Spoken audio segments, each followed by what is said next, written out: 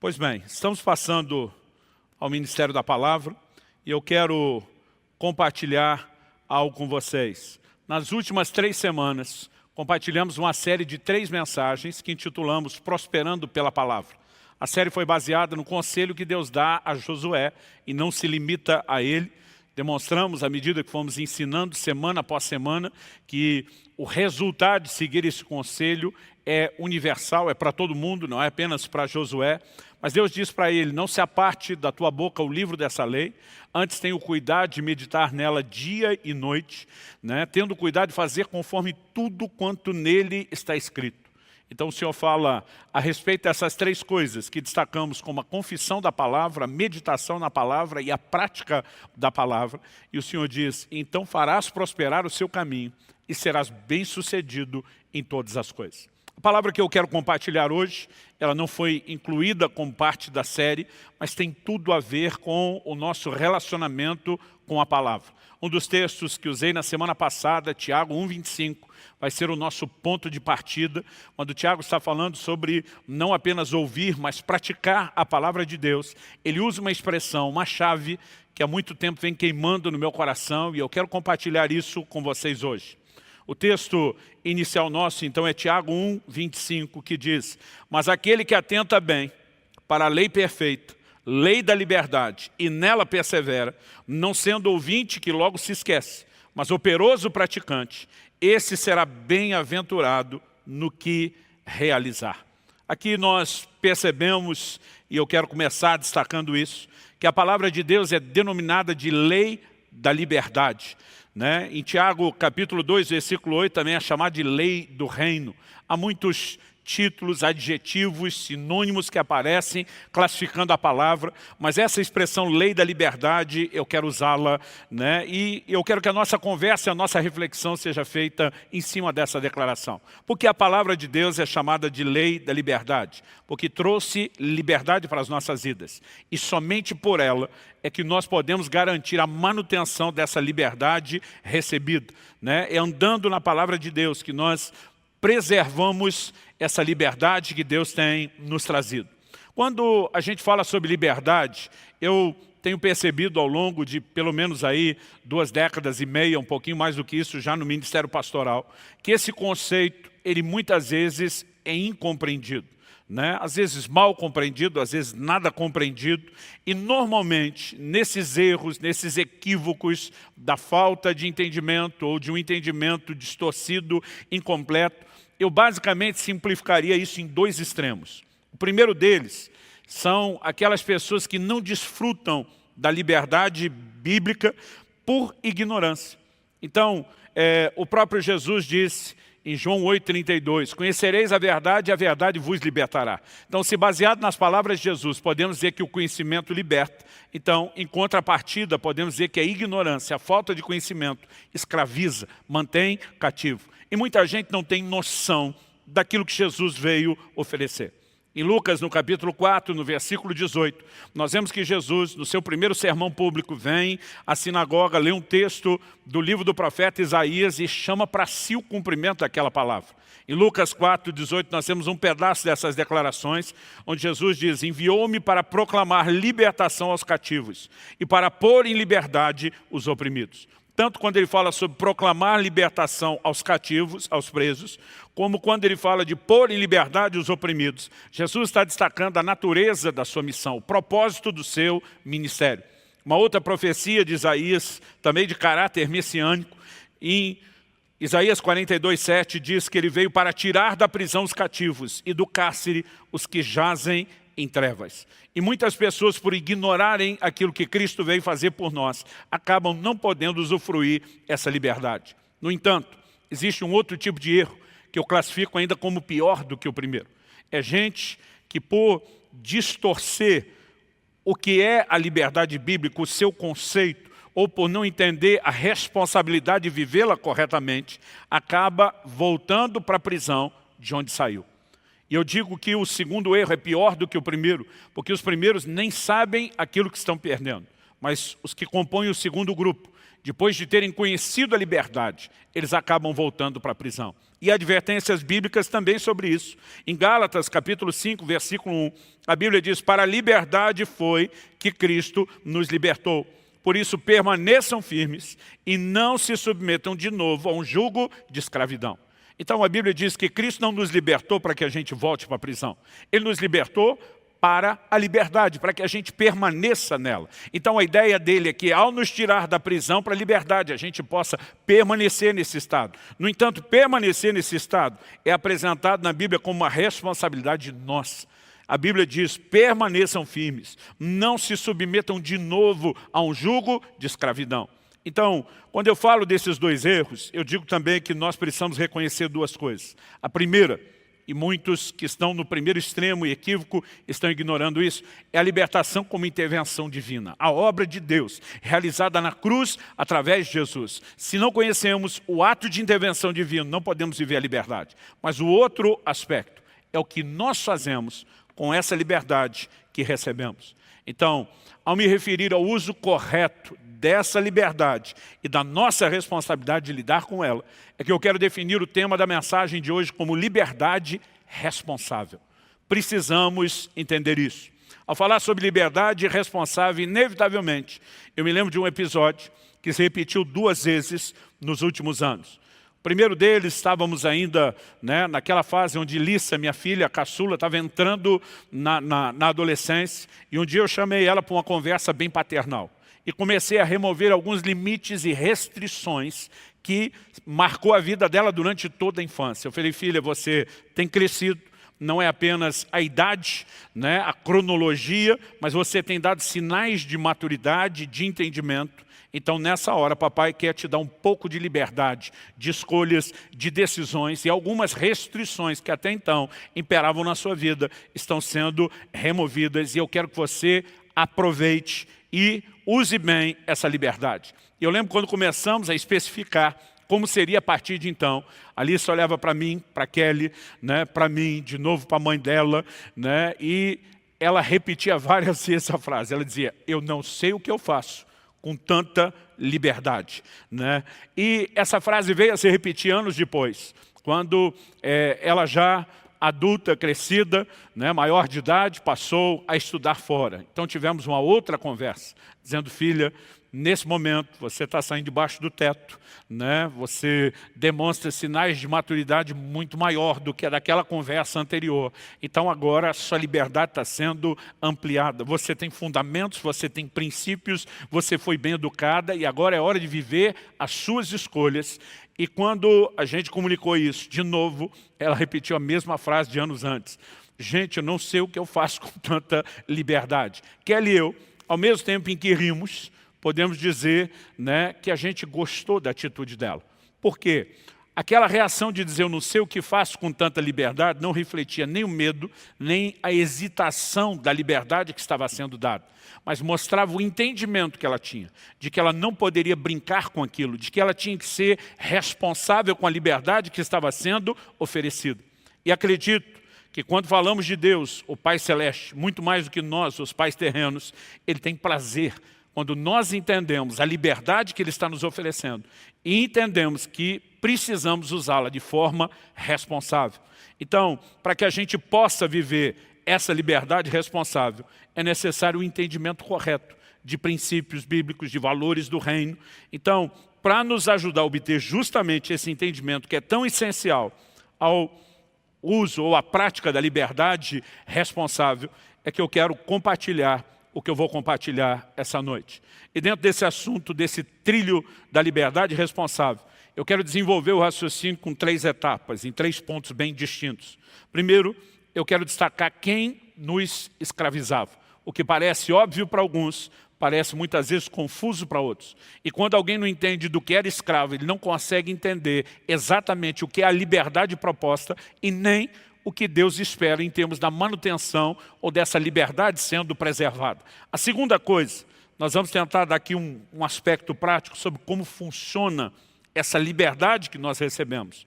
Em terceiro e último lugar, nós vamos tentar trazer aqui uma prevenção, uma vacina ao coração de muitos, sobre algo que não é de hoje, não é apenas dos nossos dias, isso remonta desde o início do Evangelho, o que eu quero classificar de uma falsa liberdade, que alguns muitas vezes distorcendo textos bíblicos estão tentando nos convencer a viver.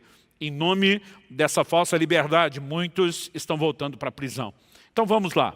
A primeira pergunta é: quem nos escravizava? Esse é o ponto de partida da nossa conversa.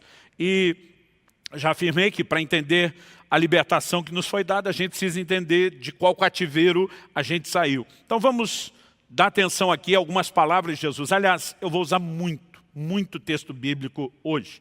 E a ideia não é despejar um excesso de informação. Eu gosto de quando Paulo escreve a Timóteo, ele diz em 2 Timóteo 4,2, prega a palavra. O nosso compromisso é pregar a palavra. E eu gosto de dizer que a Bíblia explica a Bíblia. Muitas vezes nós só vamos colocando os versículos e permitindo que as peças do quebra-cabeça se encaixem.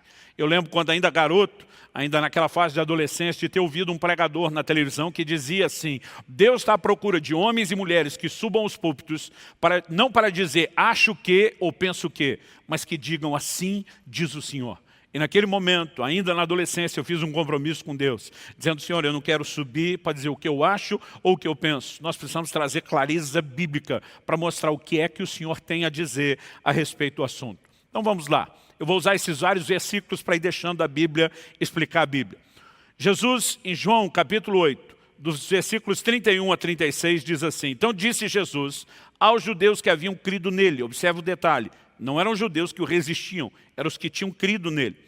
Ele disse: se vocês permanecerem na minha palavra, são verdadeiramente meus discípulos. Temos batido nessa tecla nas últimas semanas sobre a necessidade do vínculo com a palavra de Deus, e que isso é que demonstra o nosso compromisso e o nosso discipulado para com Jesus, para com o Senhor Jesus. Então ele diz: se vocês permanecerem na minha palavra, são verdadeiramente meus discípulos. Ele diz: conhecerão a verdade e a verdade os libertará.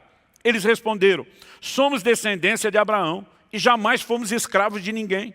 Como você pode dizer que seremos livres? Jesus respondeu: em verdade vos digo, que todo que comete pecado é escravo do pecado.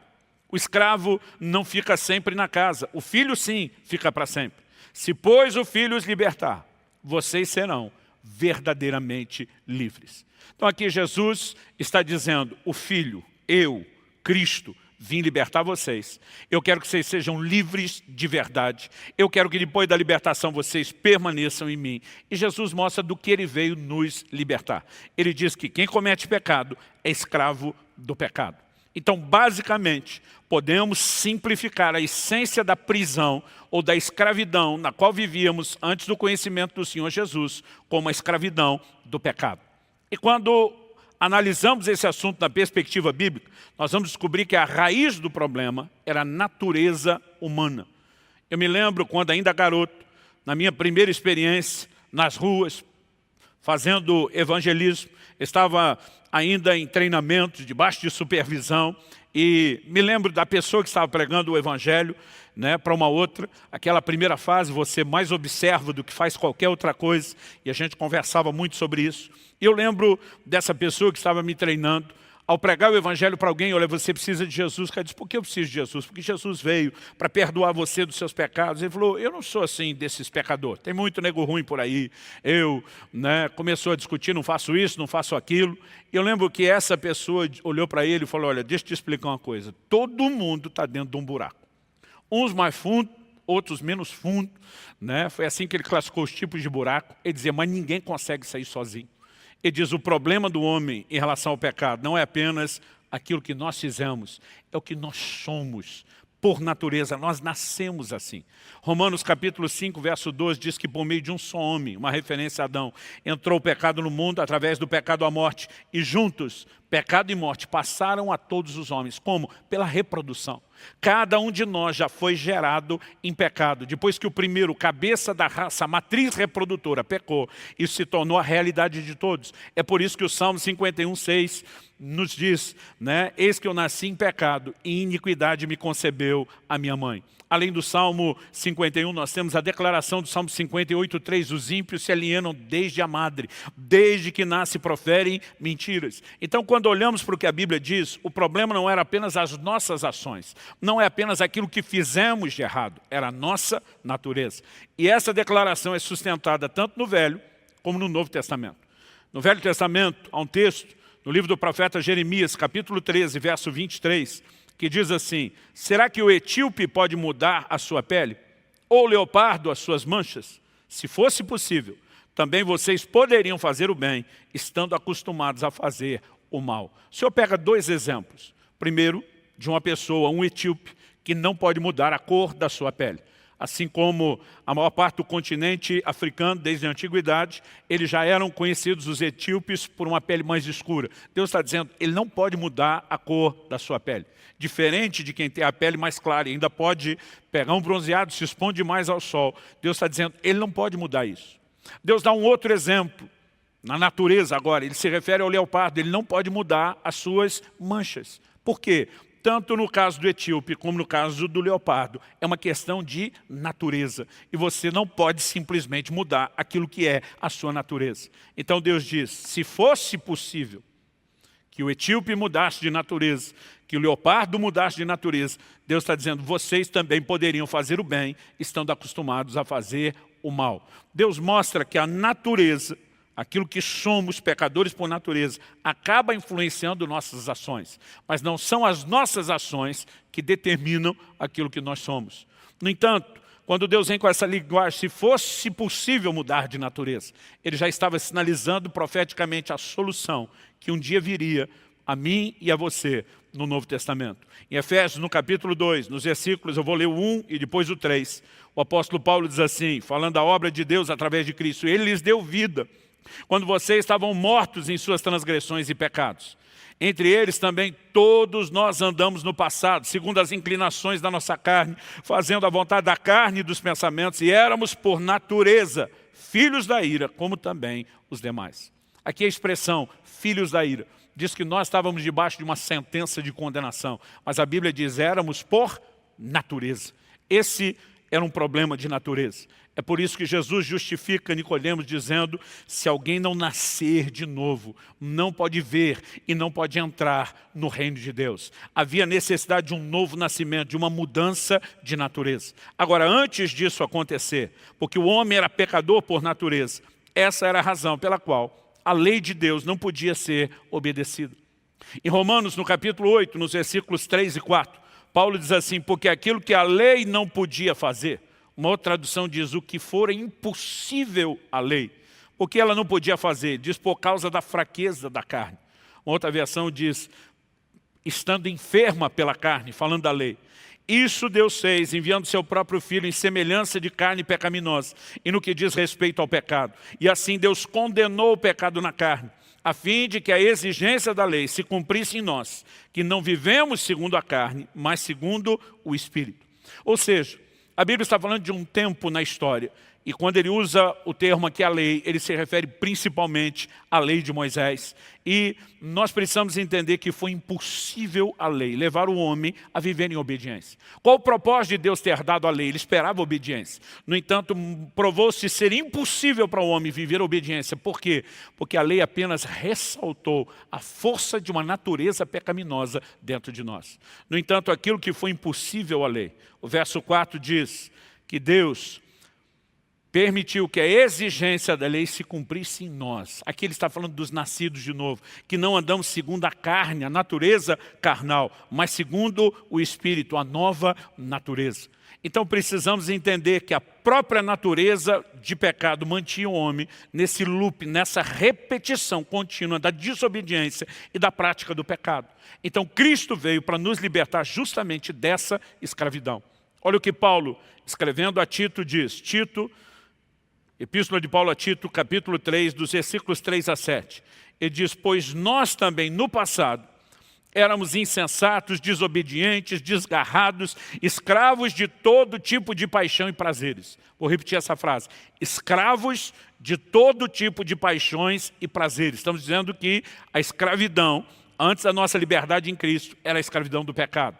O texto diz, vivendo em maldade e inveja, sendo odiados e odiando-nos uns aos outros. Mas, quando se manifestou a bondade de Deus, nosso Salvador, e o seu amor por todos, Ele nos salvou, não por obras de justiças praticadas por nós, mas segundo a sua misericórdia. Ele nos salvou mediante o lavar regenerador e renovador do Espírito Santo.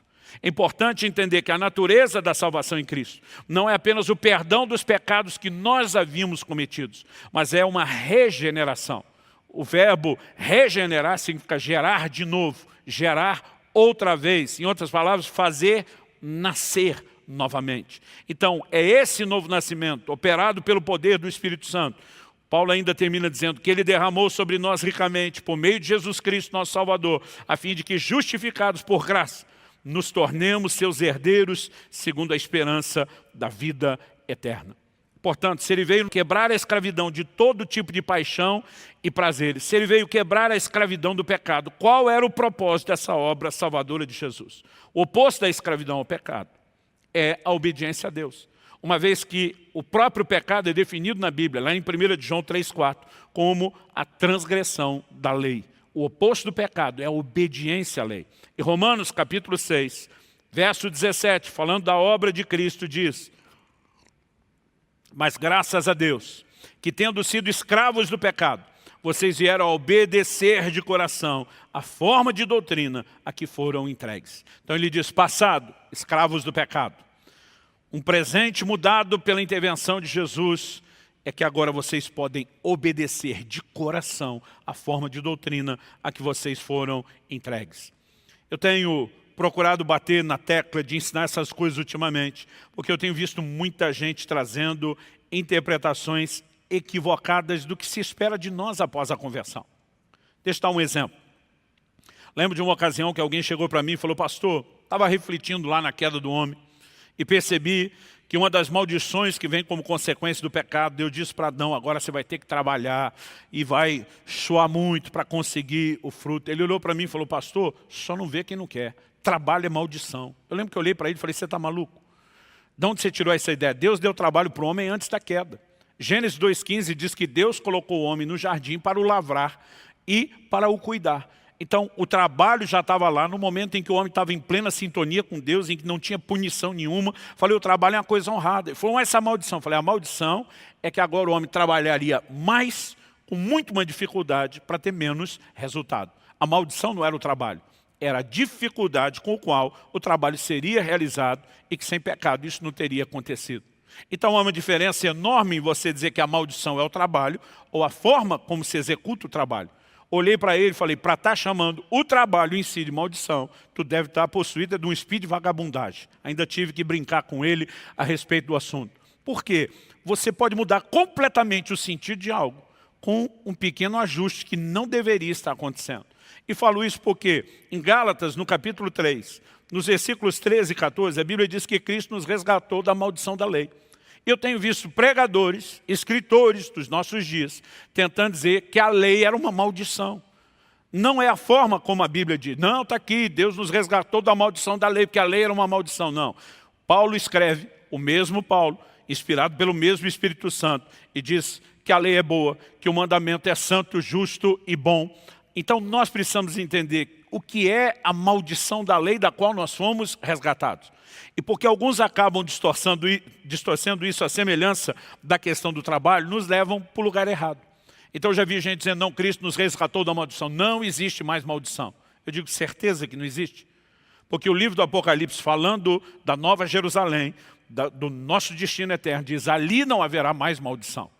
Então, se ele está dizendo que lá não haverá maldição, pressupõe-se que aqui ainda tem. É só se aplicar a mesma lógica. A Bíblia diz, lá não haverá mais morte. Aqui nós ainda temos morte, hoje e agora, mês depois da obra de Jesus realizada na cruz. A Bíblia diz, lá não haverá mais enfermidade. Aqui nós ainda temos que lidar com isso. Lá não haverá mais choro, Deus vai enxugar dos olhos toda lágrima. Aqui nós ainda choramos. Então, se a lógica de todas as outras afirmações são de coisas que ainda acontecem agora e vão parar de acontecer lá, nós não podemos tratar de forma diferente a questão da maldição.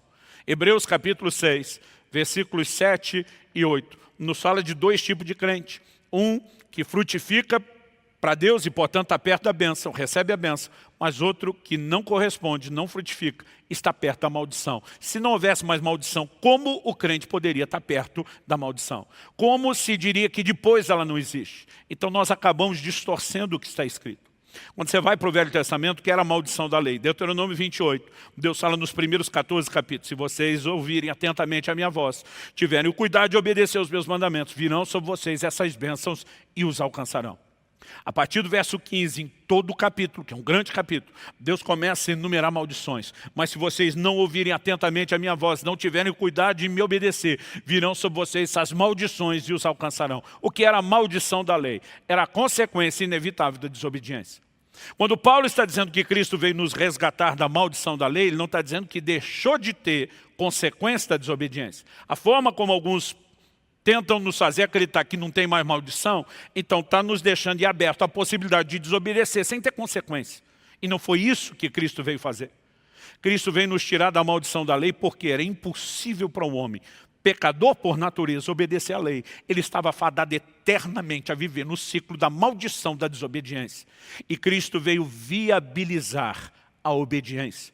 Quando Paulo diz em Romanos 8,4, a fim de que o preceito da lei se cumprisse em nós, ele está dizendo que ao longo de toda a história não foi possível para o homem, se tornou possível para nós. É possível vivermos e andarmos em obediência. Deus seja louvado. Nós precisamos entender que o cativeiro do pecado que nos escravizava foi estourado. E é possível entrar nesse lugar onde não somos mais escravos do pecado. Então, quando a gente entende isso, nós precisamos discutir como funciona, em termos práticos, a liberdade que nós recebemos. Já vimos que temos a responsabilidade de ser firmes e não voltar para um lugar de escravidão. Então essa liberdade que nos foi dada não é uma liberdade irreversível. O quadro pode ser mudado. Nós podemos comprometer a liberdade que nos foi dada. Então nós precisamos entender exatamente como funciona essa dinâmica e o que Deus espera de nós. Eu tenho visto discurso de liberdade de alguns pregadores modernos e eu acho que eles acabam confundindo ser livre por Cristo com ser livre de Cristo. Que tem uns camaradas pregando a liberdade de tal forma que você não tem que ter compromisso nenhum com Jesus, você está livre até dele. Isso é um insulto ao ensino bíblico. Nós precisamos entender que Jesus veio nos tirar de uma escravidão, mas Ele nos fez seus servos, o que significa seus escravos.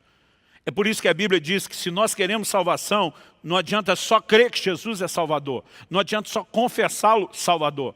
A Bíblia diz que nós precisamos confessá-lo Senhor. Senhor significa o amo, o dono, aquele que comprou, que resgatou, que se tornou o proprietário e, portanto, nós a propriedade. Paulo trata desse paradoxo na Epístola aos Coríntios. Em 1 Coríntios 7, 22, ele diz: pois quem foi chamado no Senhor sendo escravo, é liberto que pertence ao Senhor. E de sua realidade natural, sua condição, e isso era comum na época, é de um escravo. Ele diz: você pode ser escravo aos olhos dos homens, mas você é liberto do Senhor. O Senhor te comprou para você ser livre. Mas ao mesmo tempo que ele destaca a liberdade espiritual do escravo natural, ele diz: do mesmo modo, quem foi chamado sendo livre no natural é escravo de Cristo. Então ele está dizendo: você que é livre no natural, saiba que no espiritual você é escravo, escravo de Cristo. E nós precisamos entender que então a liberdade que veio por Cristo jamais significa ser livre de Cristo. Cristo queria que nós estivéssemos profundamente comprometidos com Ele e sujeito a Ele. Então, o que nós precisamos entender é que antes do novo nascimento, que se tornou possível pela obra de Cristo na cruz, escapar da escravidão do pecado não era uma opção. Não era algo que estava ao nosso alcance.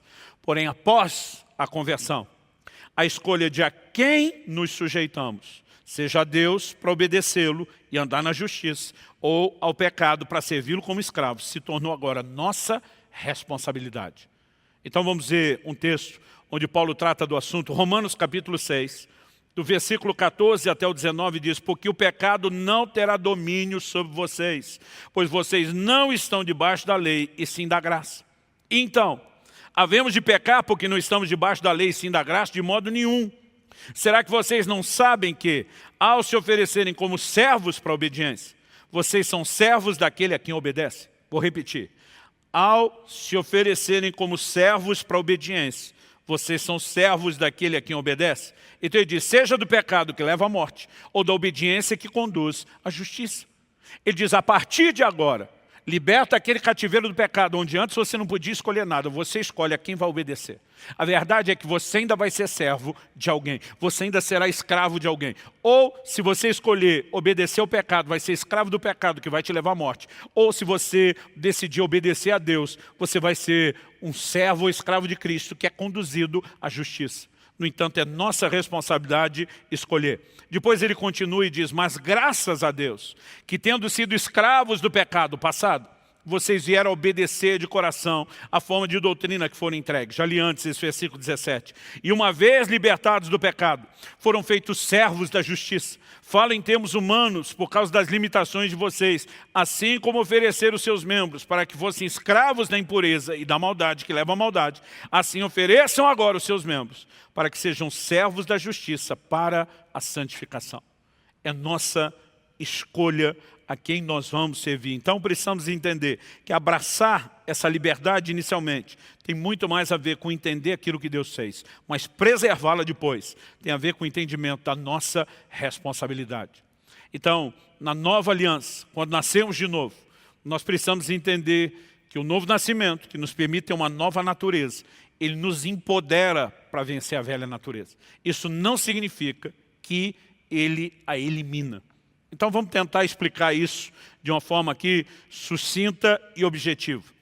Em João no capítulo 3, no versículo 6, Jesus já havia dito para Nicodemos no versículo anterior, se alguém não nascer de novo, não pode ver e nem entrar no reino de Deus. Ele diz isso nos versículos 3 e 5 de João capítulo 3. Nicodemos olha para Jesus como quem indaga, o Senhor está querendo dizer que eu tenho que entrar no ventre de mamãe, ser dado à luz novamente. E Jesus olha para ele e responde, verso 6, o que é nascido da carne é carne, o que é nascido do Espírito é Espírito. O que é que Jesus está dizendo? Nicodemos, se houvesse uma forma de você nascer de novo, segundo a carne, você ia ficar dentro do mesmo loop, reproduzindo a mesma natureza pecaminosa que te foi dada quando você nasceu segundo a carne. A Bíblia nos mostra que assim como Adão é um cabeça de raça, Cristo é comparado com esse papel exercido por Adão, e ele é chamado de último Adão. Porque assim como Adão era uma matriz reprodutora que fez toda a humanidade ser semelhante a ele, reproduzindo a natureza de pecado, a Bíblia diz que Cristo vem para ser um novo cabeça de raça, para nos transmitir sua imagem e semelhança, para nos comunicar a sua natureza. Então nós precisamos entender, Jesus diz, o que é nascido da carne é carne. Ele está dizendo, o primeiro nascimento natural definiu essa natureza pecaminosa e quem você é. Agora, se você quer entender o que é nascer de novo, não é na carne, é no Espírito. Porque o primeiro Adão, Paulo diz em 1 Coríntios 15, é natural. O segundo é espiritual. Então nós precisamos entender que quando Jesus está falando de nascer do Espírito, o que é nascido do Espírito é Espírito. Ele está dizendo que o novo nascimento, em essência, é algo espiritual e que acontece no nosso Espírito. Logo, onde recebemos uma nova natureza? No nosso Espírito. E onde estava a velha natureza? Na nossa carne. Agora, a menos que tenha acontecido com você de quando se converteu e recebeu o novo nascimento no Espírito, seu Espírito ter desencarnado do corpo para sair vagando sozinho por aí, eu quero te dizer que a sua nova natureza no Espírito está confinada ao corpo onde o seu Espírito vive, que carrega a velha natureza. O novo nascimento nos deu uma nova, mas não eliminou a velha natureza. Mas ele nos empodera para vencer. Isso significa o quê? Que nós não podemos dizer que porque alguém nasceu de novo não tenha vontade ou inclinações ao pecado. Mas o pecado não mais nos escraviza, como foi no passado. Ele agora é uma escolha, ele é agora uma opção. E nós podemos decidir se nos entregamos como servos ou escravos do pecado que conduz à morte, ou obedecemos a Deus e dessa forma somos conduzidos à justiça. Nós podemos permitir agora definir qual natureza vai nos controlar. E quando falamos dessa nova natureza em relação à velha, eu também vejo confusão na hora da aplicação prática. Por quê? Alguns pegam alguns textos. E para você entender o que a Bíblia diz, você precisa sempre olhar o todo. Eu gosto da frase do Salmo 119, 160, principalmente as versões mais antigas de Almeida, que diz o seguinte, a soma das tuas palavras é a verdade. Então, se você pegar, dependendo de alguns assuntos, você tem afirmações que falam do que Cristo fez no plano espiritual. E se você olhar só aquilo que Ele fez, parece que já está tudo consumado, resolvido e que não tem mais nada para ser feito. Mas há outros textos onde muitas vezes nós vamos ver, como agora eu quero apresentar o mesmo autor, falando debaixo da inspiração do mesmo Espírito Santo, que nos mostra que aquilo que Cristo, no plano espiritual, deixou pronto e feito, eu e você temos uma responsabilidade de fazer algo a respeito disso. Então deixa eu dar um exemplo.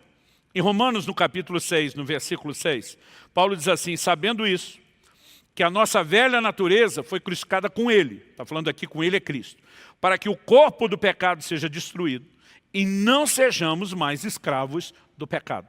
Se você ler só Romanos 6,6, parece que Jesus já garantiu tudo.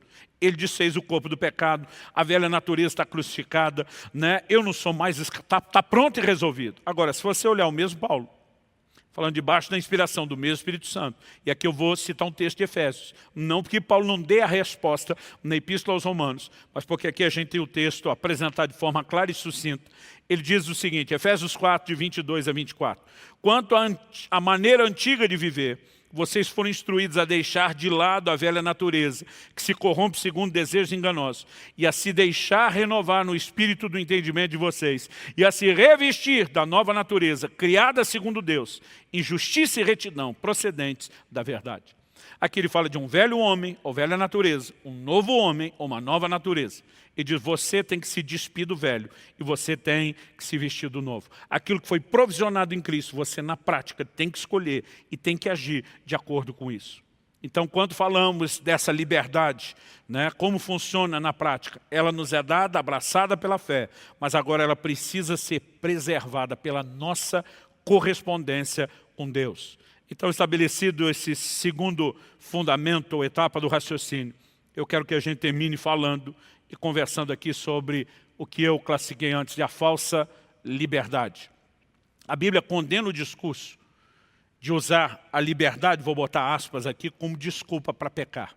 Então vamos lá, Gálatas capítulo 5, verso 3 diz, porque vocês, irmãos, foram chamados à liberdade, mas não usem a liberdade para dar ocasião à carne. Em outras palavras, ele está dizendo, se Jesus libertou vocês da escravidão do pecado, para que vocês estejam na liberdade do pecado, livre dele, por que você vai usar a liberdade para dar ocasião à carne, que é voltar à prática do pecado? Mas eu tenho visto esse discurso da parte de muita gente, que advogando ter uma mensagem libertadora da opressão da religiosidade, ele começa a tentar levar os crentes a acreditar que eles podem quebrar princípios da parte de Deus, porque afinal de contas nós não estamos debaixo da lei, nós estamos debaixo da graça, eles concluem. Isso é uma verdade bíblica, o problema é a aplicação que fazem disso. Em 1 de Pedro, no capítulo 2, no versículo 16, nós lemos também, como pessoas livres que são, não usem a liberdade como desculpa para fazer o mal. Pelo contrário, vivam como servos de Deus. Então essa distorção do que era a liberdade, que era apresentado como uma desculpa para levar as pessoas, né, a pecarem, elas mesmas agirem dessa forma, isso é algo que era combatido desde o início.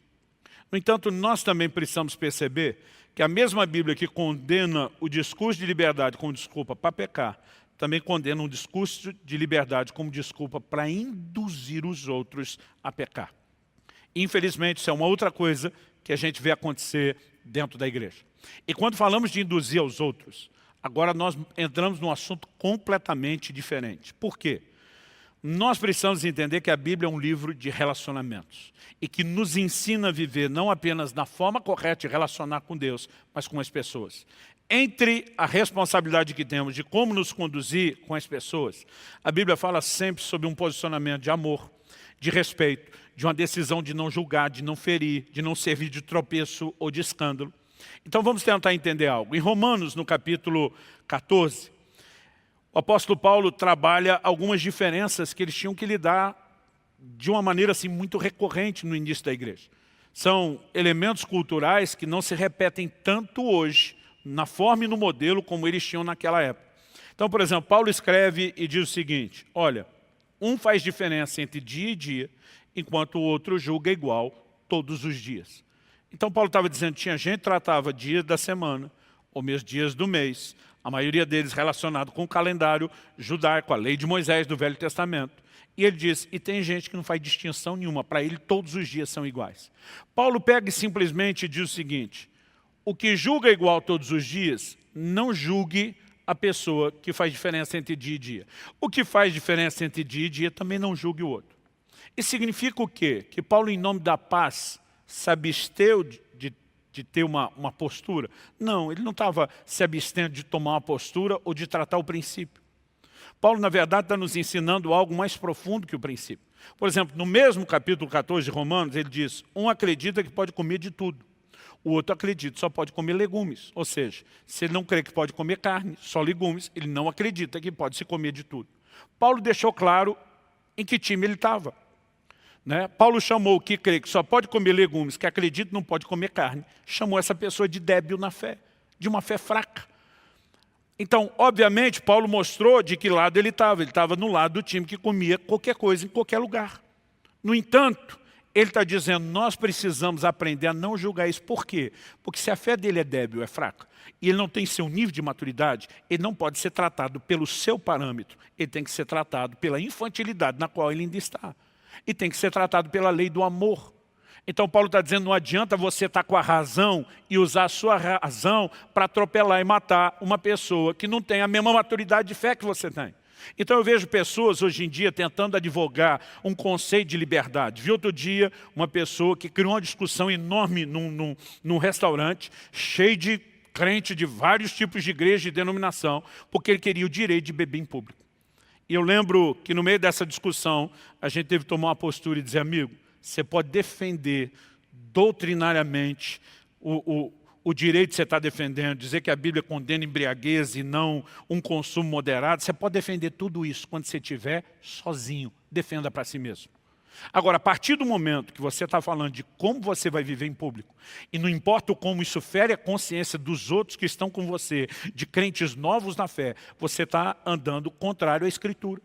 Então o ponto naquele momento, falei, não é nem discutir se você, na forma como quer acreditar, está certo ou não, mas na forma de relacionar com os outros. É inadmissível que você chame todo mundo de religioso e pise em todo mundo em nome da sua liberdade. Então deixa eu te mostrar algumas orientações que Paulo deu. São vários versículos, mas eu acho que a gente tem que ler isso. O Espírito Santo não quis que isso tudo ficasse registrado para a gente simplesmente na leitura pular. Então em 1 Coríntios, no capítulo 8, eu vou ler primeiro do versículo 4 até o versículo 13. Paulo está tratando do assunto de comida. Eles tinham uma realidade cultural de muito sacrifício aos ídolos, principalmente quando falamos das igrejas dos gentios, não dos judeus.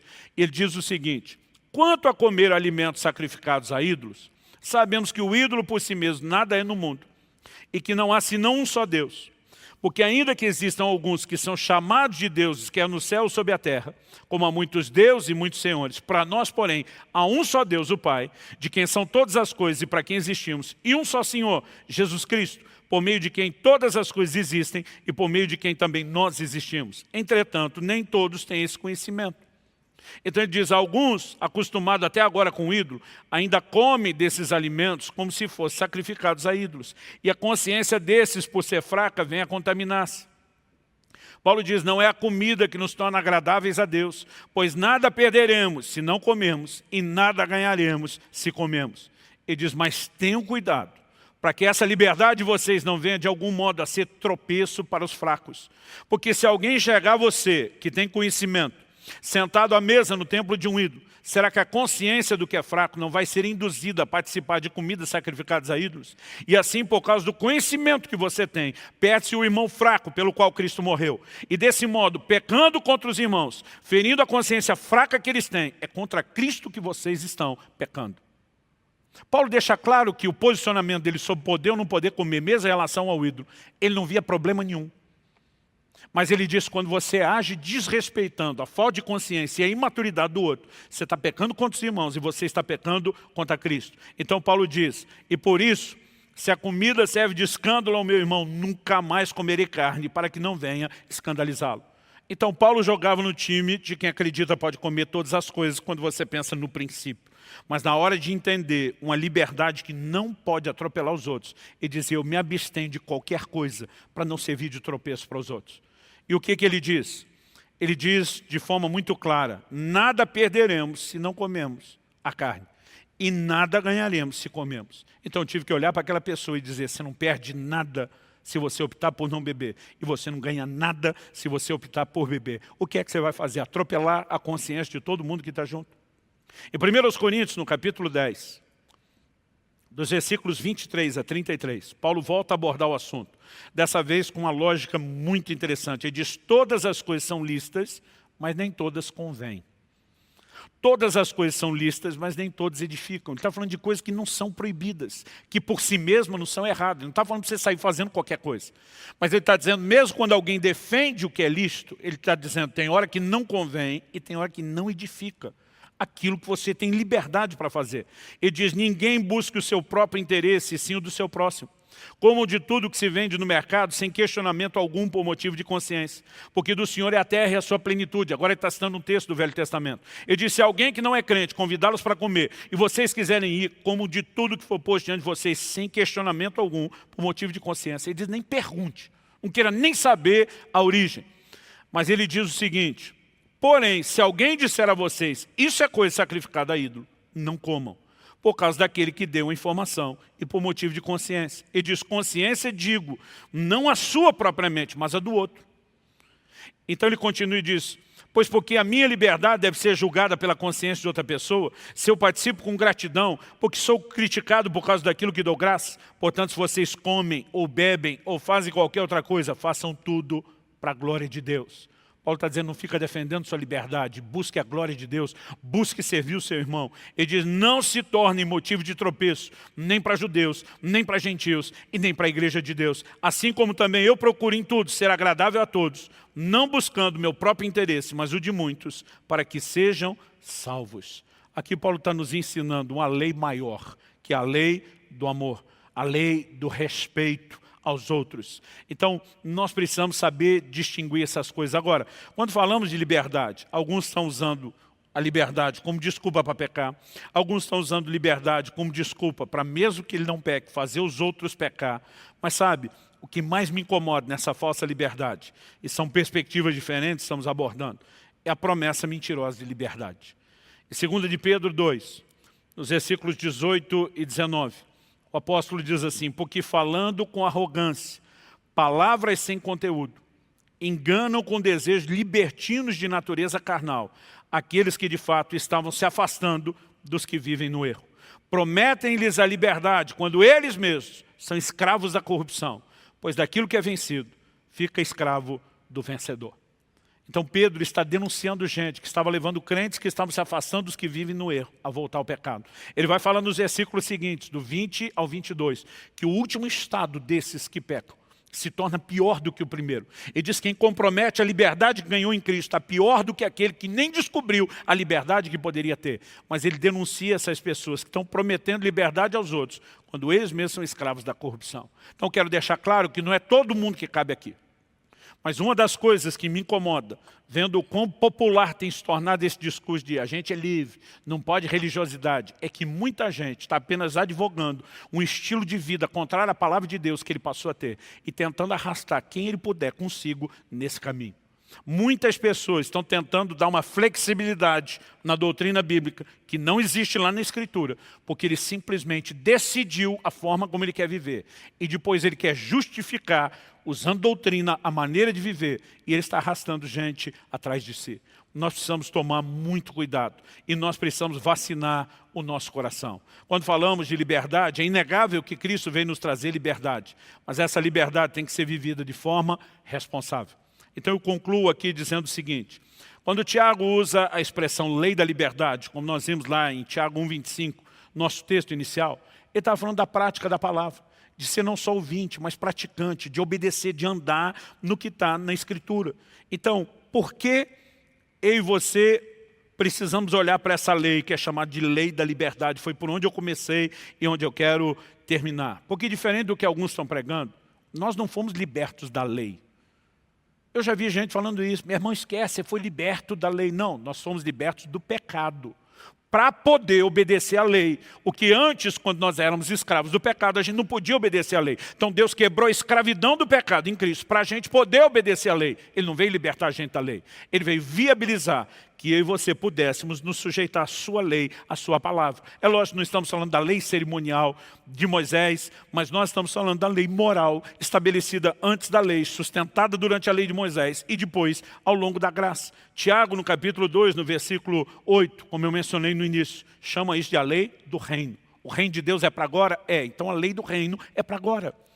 E quando a gente começa a entender isso, nós descobrimos que não só fomos libertos da escravidão do pecado, para poder andar nessa palavra, na lei da liberdade, mas a Bíblia nos diz no mesmo livro de Tiago que nós seremos julgados pela lei da liberdade. Olha o que diz Tiago 2,12.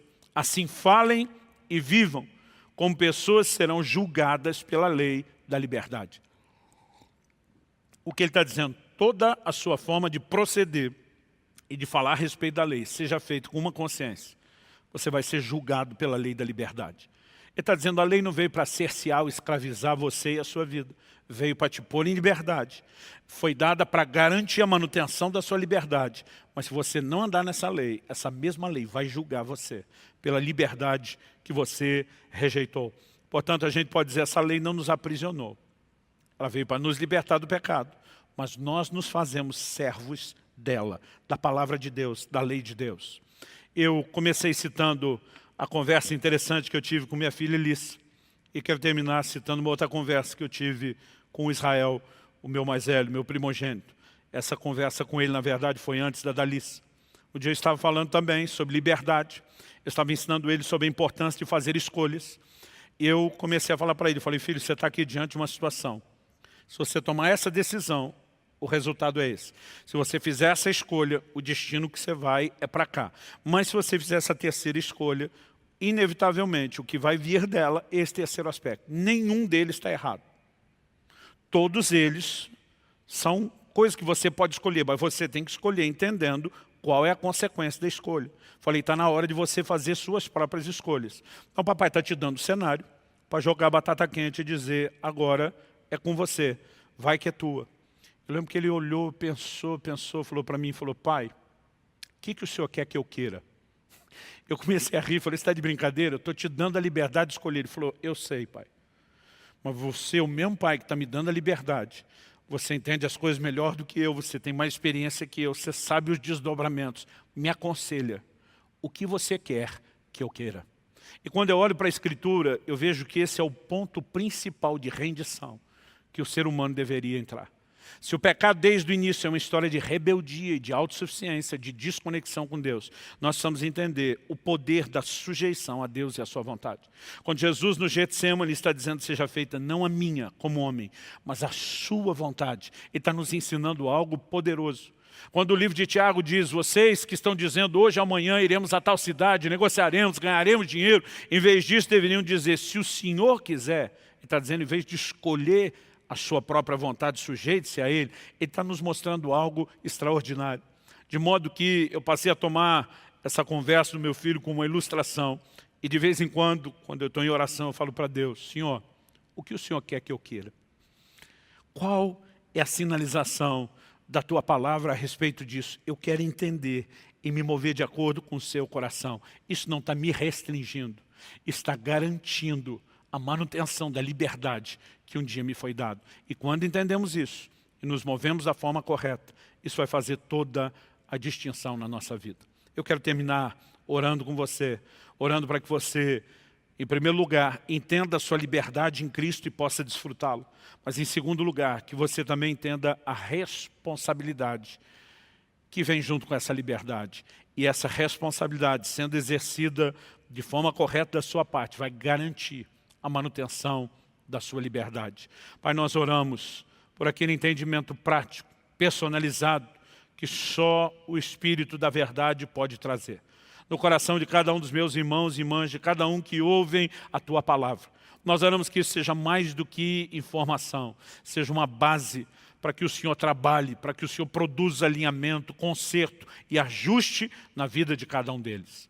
Eu oro por cada um daqueles que nos acompanham, mesmo à distância, que a mão do Senhor esteja sobre eles, que haja graça e favor, para que com a compreensão da Tua palavra venha também um posicionamento firme diante do Senhor. Eu oro em nome de Jesus. Então vamos lá, abra a sua Bíblia no primeiro livro de Samuel, no capítulo 23. Nós vamos ler a partir do versículo 1 até o versículo 13. Lembrando, enquanto você localiza, nesse mês do Mova-se, estamos procurando instruir, inspirar, encorajar a igreja a entender a importância do serviço e de focar não apenas em si mesmo, mas também nos outros.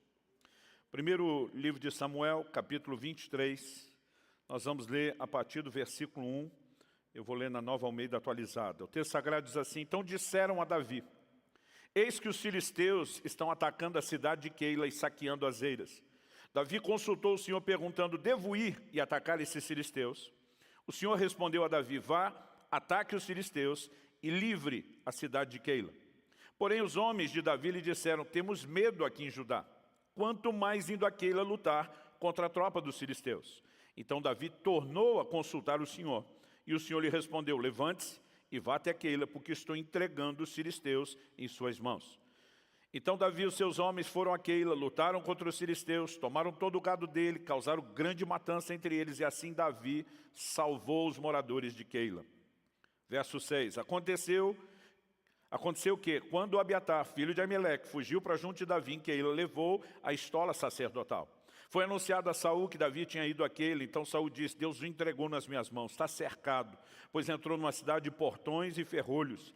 Então Saul mandou chamar todo o povo para a batalha, para que descessem a Keila e cercassem Davi e os seus homens. Quando Davi soube que Saul maquinava o mal contra ele, disse ao sacerdote Abiatar: traga aqui a estola sacerdotal. Então Davi orou: ó Senhor Deus de Israel, teu servo ouviu que Saul de fato procura vir a Keila para destruir a cidade por minha causa. Será que os moradores de Keila me entregarão nas mãos dele? Será que Saul virá mesmo como teu servo ouviu? Ah, Senhor Deus de Israel, revela isso ao teu servo. E o Senhor lhe disse: ele virá. Então Davi perguntou: e será que os moradores de Keila me entregarão juntamente com os meus servos nas mãos de Saul? O Senhor respondeu: entregarão. Então Davi e os seus homens, que eram 600, saíram de Keila e se foram sem rumo certo. Quando foi anunciado a Saul que Davi tinha fugido de Keila, deixou de persegui-lo. Amém. Meu Deus, suplicamos graça e favor do alto, entendimento espiritual. Oramos, ó Deus, que os olhos do nosso coração sejam iluminados, que o espírito de sabedoria e de revelação da parte do Senhor nos toque. E oramos que, juntamente com o entendimento da Tua Palavra, aquela forma de condução tão pessoal que só o Teu Espírito Santo pode fazer na aplicação da Tua Palavra, oramos que cada um, não importa se estão no culto presencial, se nos acompanham à distância, ao vivo, ou posteriormente de forma gravada, nós oramos por um ambiente de graça, de unção, de manifestação da Tua presença, onde corações sejam tocados de uma forma sobrenatural. Senhor, desde já nós nos antecipamos em Te dar glória, honra e louvor pela certeza daquilo que o Senhor fará. Nós oramos em nome de Jesus. Amém, amém. Bom, nós lemos aqui um episódio da vida de Davi. Ele ainda não havia sido coroado rei de Israel, embora tivesse sido ungido por Deus e tivesse promessas a respeito disso. E Davi estava vivendo um momento delicado da sua vida. Mas antes de falar do problema de Davi, eu quero que você possa olhar comigo para esse texto da forma correta, né? Pela lente certa.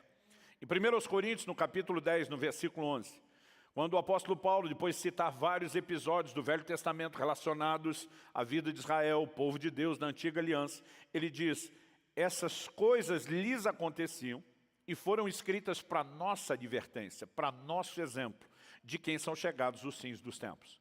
Ou seja, a perspectiva, a ótica que Paulo nos remete a olhar para essas histórias, esses episódios do Velho Testamento registrados, é que a gente não deve olhar para isso apenas como história, apenas como um registro cronológico de um momento, de um povo, mas ele está dizendo são referências, servem de advertência, servem de ensino.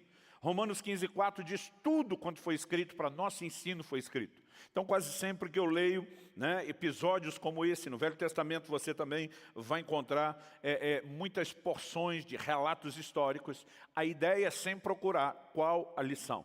E lógico que muita coisa pode sair daqui, né? Eu não tenho tempo para falar nem de tudo aquilo que eu percebi, mas eu tenho certeza que eu e ninguém tem a capacidade de perceber tudo numa palavra que é tão viva, que se renova, né? E dentre esses recursos ilimitados que nós podemos acessar em textos como esse, eu quero tirar algo específico que tem mexido, falado ao meu coração há muito tempo.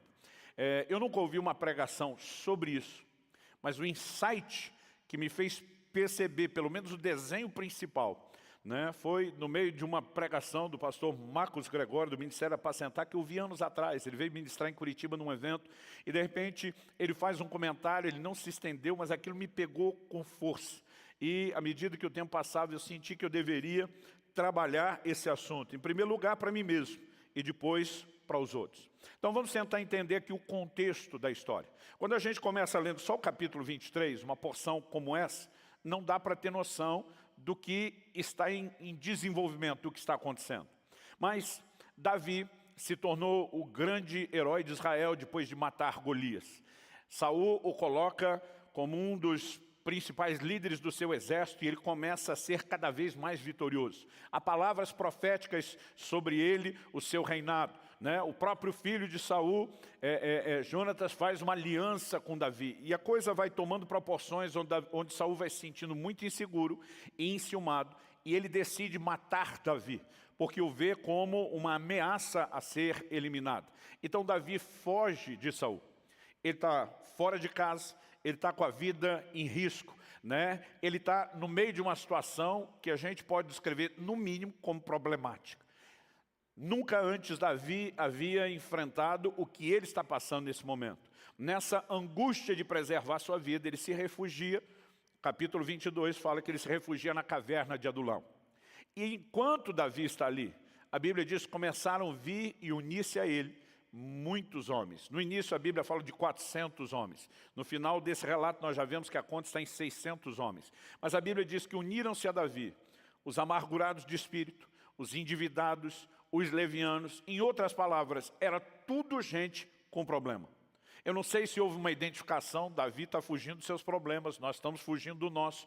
Eu não sei exatamente o que levou esses homens a procurar Davi, mas agora nós temos um bando de gente com problemas pessoais. E é nesse contexto que Davi toma conhecimento de que os filisteus estão prestes a invadir e atacar a cidade de Keila, que era uma cidade de Israel. Os filisteus, né, faziam fronteira com o território de Israel e eram inimigos do povo. Quando Davi vê esse cenário de um problema que não é dele, que é dos outros, a primeira reação dele é de proatividade. A princípio Deus não falou nada, e nós vimos logo no início que quando Davi fica sabendo disso, ele vai consultar o Senhor. Ele pergunta, eu devo ir e atacar os filisteus? Em outras palavras, ele está dizendo, eu devo me envolver no problema dos outros para ajudá-los. E depois dessa atitude, né, de proatividade, de disponibilidade, a resposta de Deus é, vá, ataque os filisteus e livre a cidade de Keila. Então agora Davi, além do entendimento correto, né, além de um coração que não ficou ali apenas lamentando seu próprio problema, mas tinha disposição de servir outros, ele agora tem uma palavra de Deus. Então ele volta para os seus homens. Eu fico tentando imaginar Davi com a palavra de Deus. O camarada já tinha unção para a guerra, já gostava desse negócio, mas agora ele tem um comando de Deus. Imagina ele chegando e tentando mobilizar aquele grupo. Bora galera, vamos lá, vamos cair para cima dos filisteus, vamos livrar os nossos irmãos que estão com problema. Mas a reação deles no verso 3 eles disseram exatamente o seguinte, temos medo aqui em Judá. O que era a ideia do medo? Nós já estamos fugindo dos nossos problemas. Agora que nós nos unimos com você e o Saul está te caçando, nós podemos eventualmente ter que lutar por causa de você. Em outras palavras, ele estava dizendo, nós temos medo de uma guerra que não é totalmente certa, e você quer antecipar e nos jogar para uma guerra certa. Eu não sei qual foi o nível de discussão, mas eles devem ter sido tão convincentes que o verso 4 diz que Davi tornou a consultar o Senhor. Isso tornou a consultar, não é dizer, na minha opinião, imagino que com o conhecimento de Deus que Davi tinha, jamais ele diria, Deus, o senhor tem certeza? O senhor não mudou de ideia? Não seria isso. Mas acredito que é aquela coisa, eu realmente ouvi Deus, eu realmente tive um comando e uma direção de Deus, eu realmente estou na direção certa, porque sozinho eu não liberto aquela cidade, meus homens não querem se levantar para lutar, e ele vai consultar o Senhor, e de novo, Deus diz, levante-se, vá até Keila, né? A primeira palavra é só, ataque os filisteus e livre a cidade. Na segunda, o Senhor fala com clareza, eu estou entregando os filisteus. Em outras palavras, não tem o menor risco dessa missão não funcionar. Agora Davi, com uma convicção renovada, mobiliza os seus homens, eles vão, livram a cidade de Keila. E Davi, ao cumprir esse propósito, nos ensina uma lição. Qual é a lição? O tema da minha mensagem hoje é servindo outros, mesmo com problemas.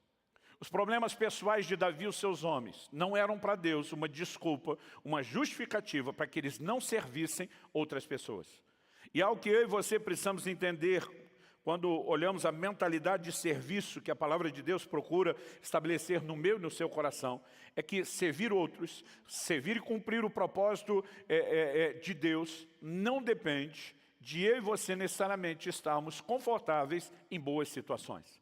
É lógico que há algumas poucas exceções, eu não quero gastar tempo falando disso, que justificam a interrupção, alguém parar por um tempo o serviço e o ministério.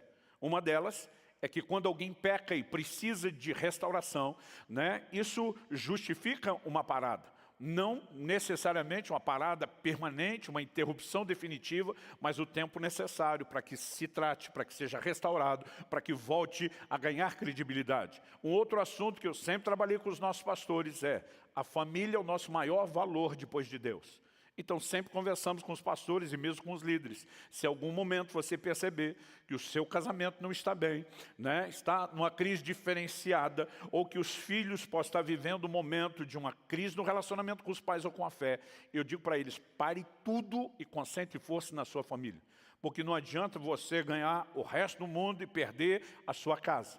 Mas salvo situações muito específicas de exceção, nós não temos uma orientação bíblica para justificar um desânimo diante de problemas a ponto de não servirmos. O mesmo Deus que em Atos 1:8 nos diz, Jesus fala aos seus discípulos: recebereis poder ao descer sobre vós o Espírito Santo, sereis minhas testemunhas. O mesmo Deus que deu essa comissão, vocês vão ser testemunhas minhas debaixo do poder do Espírito, leva a igreja ao cumprimento dessa missão num contexto que não é o convencional. Atos 8:1 diz que sobreveio grande perseguição à igreja de Jerusalém. A Bíblia diz que todos, exceto os apóstolos, era uma igreja de milhares e milhares e milhares de pessoas. A Bíblia diz: todos, exceto os apóstolos, foram dispersos. A turma correu para salvar o couro. A situação estava tensa, estava difícil. Só que a Bíblia diz que enquanto eles fugiam da perseguição, por onde passavam, eles pregavam o Evangelho, e dessa forma o Evangelho começa a se afastar, se espalhar para além de Jerusalém, e circunvizinhanças. Então, olhando para as Escrituras, nós percebemos um Deus que não vai esperar tudo estar resolvido na minha e na sua vida, para então nos convocar para fazer alguma coisa por Ele. Até porque a maioria de nós nunca estará nesse lugar, onde não tem mais com o que se preocupar. Pastor, o senhor está querendo dizer que eu não vou vencer minhas crises? Claro que não, você vai vencê-las. Mas quando você vencer as primeiras, já tem outra na fila esperando para chegar. E quando você vencê-las, a fila é grande.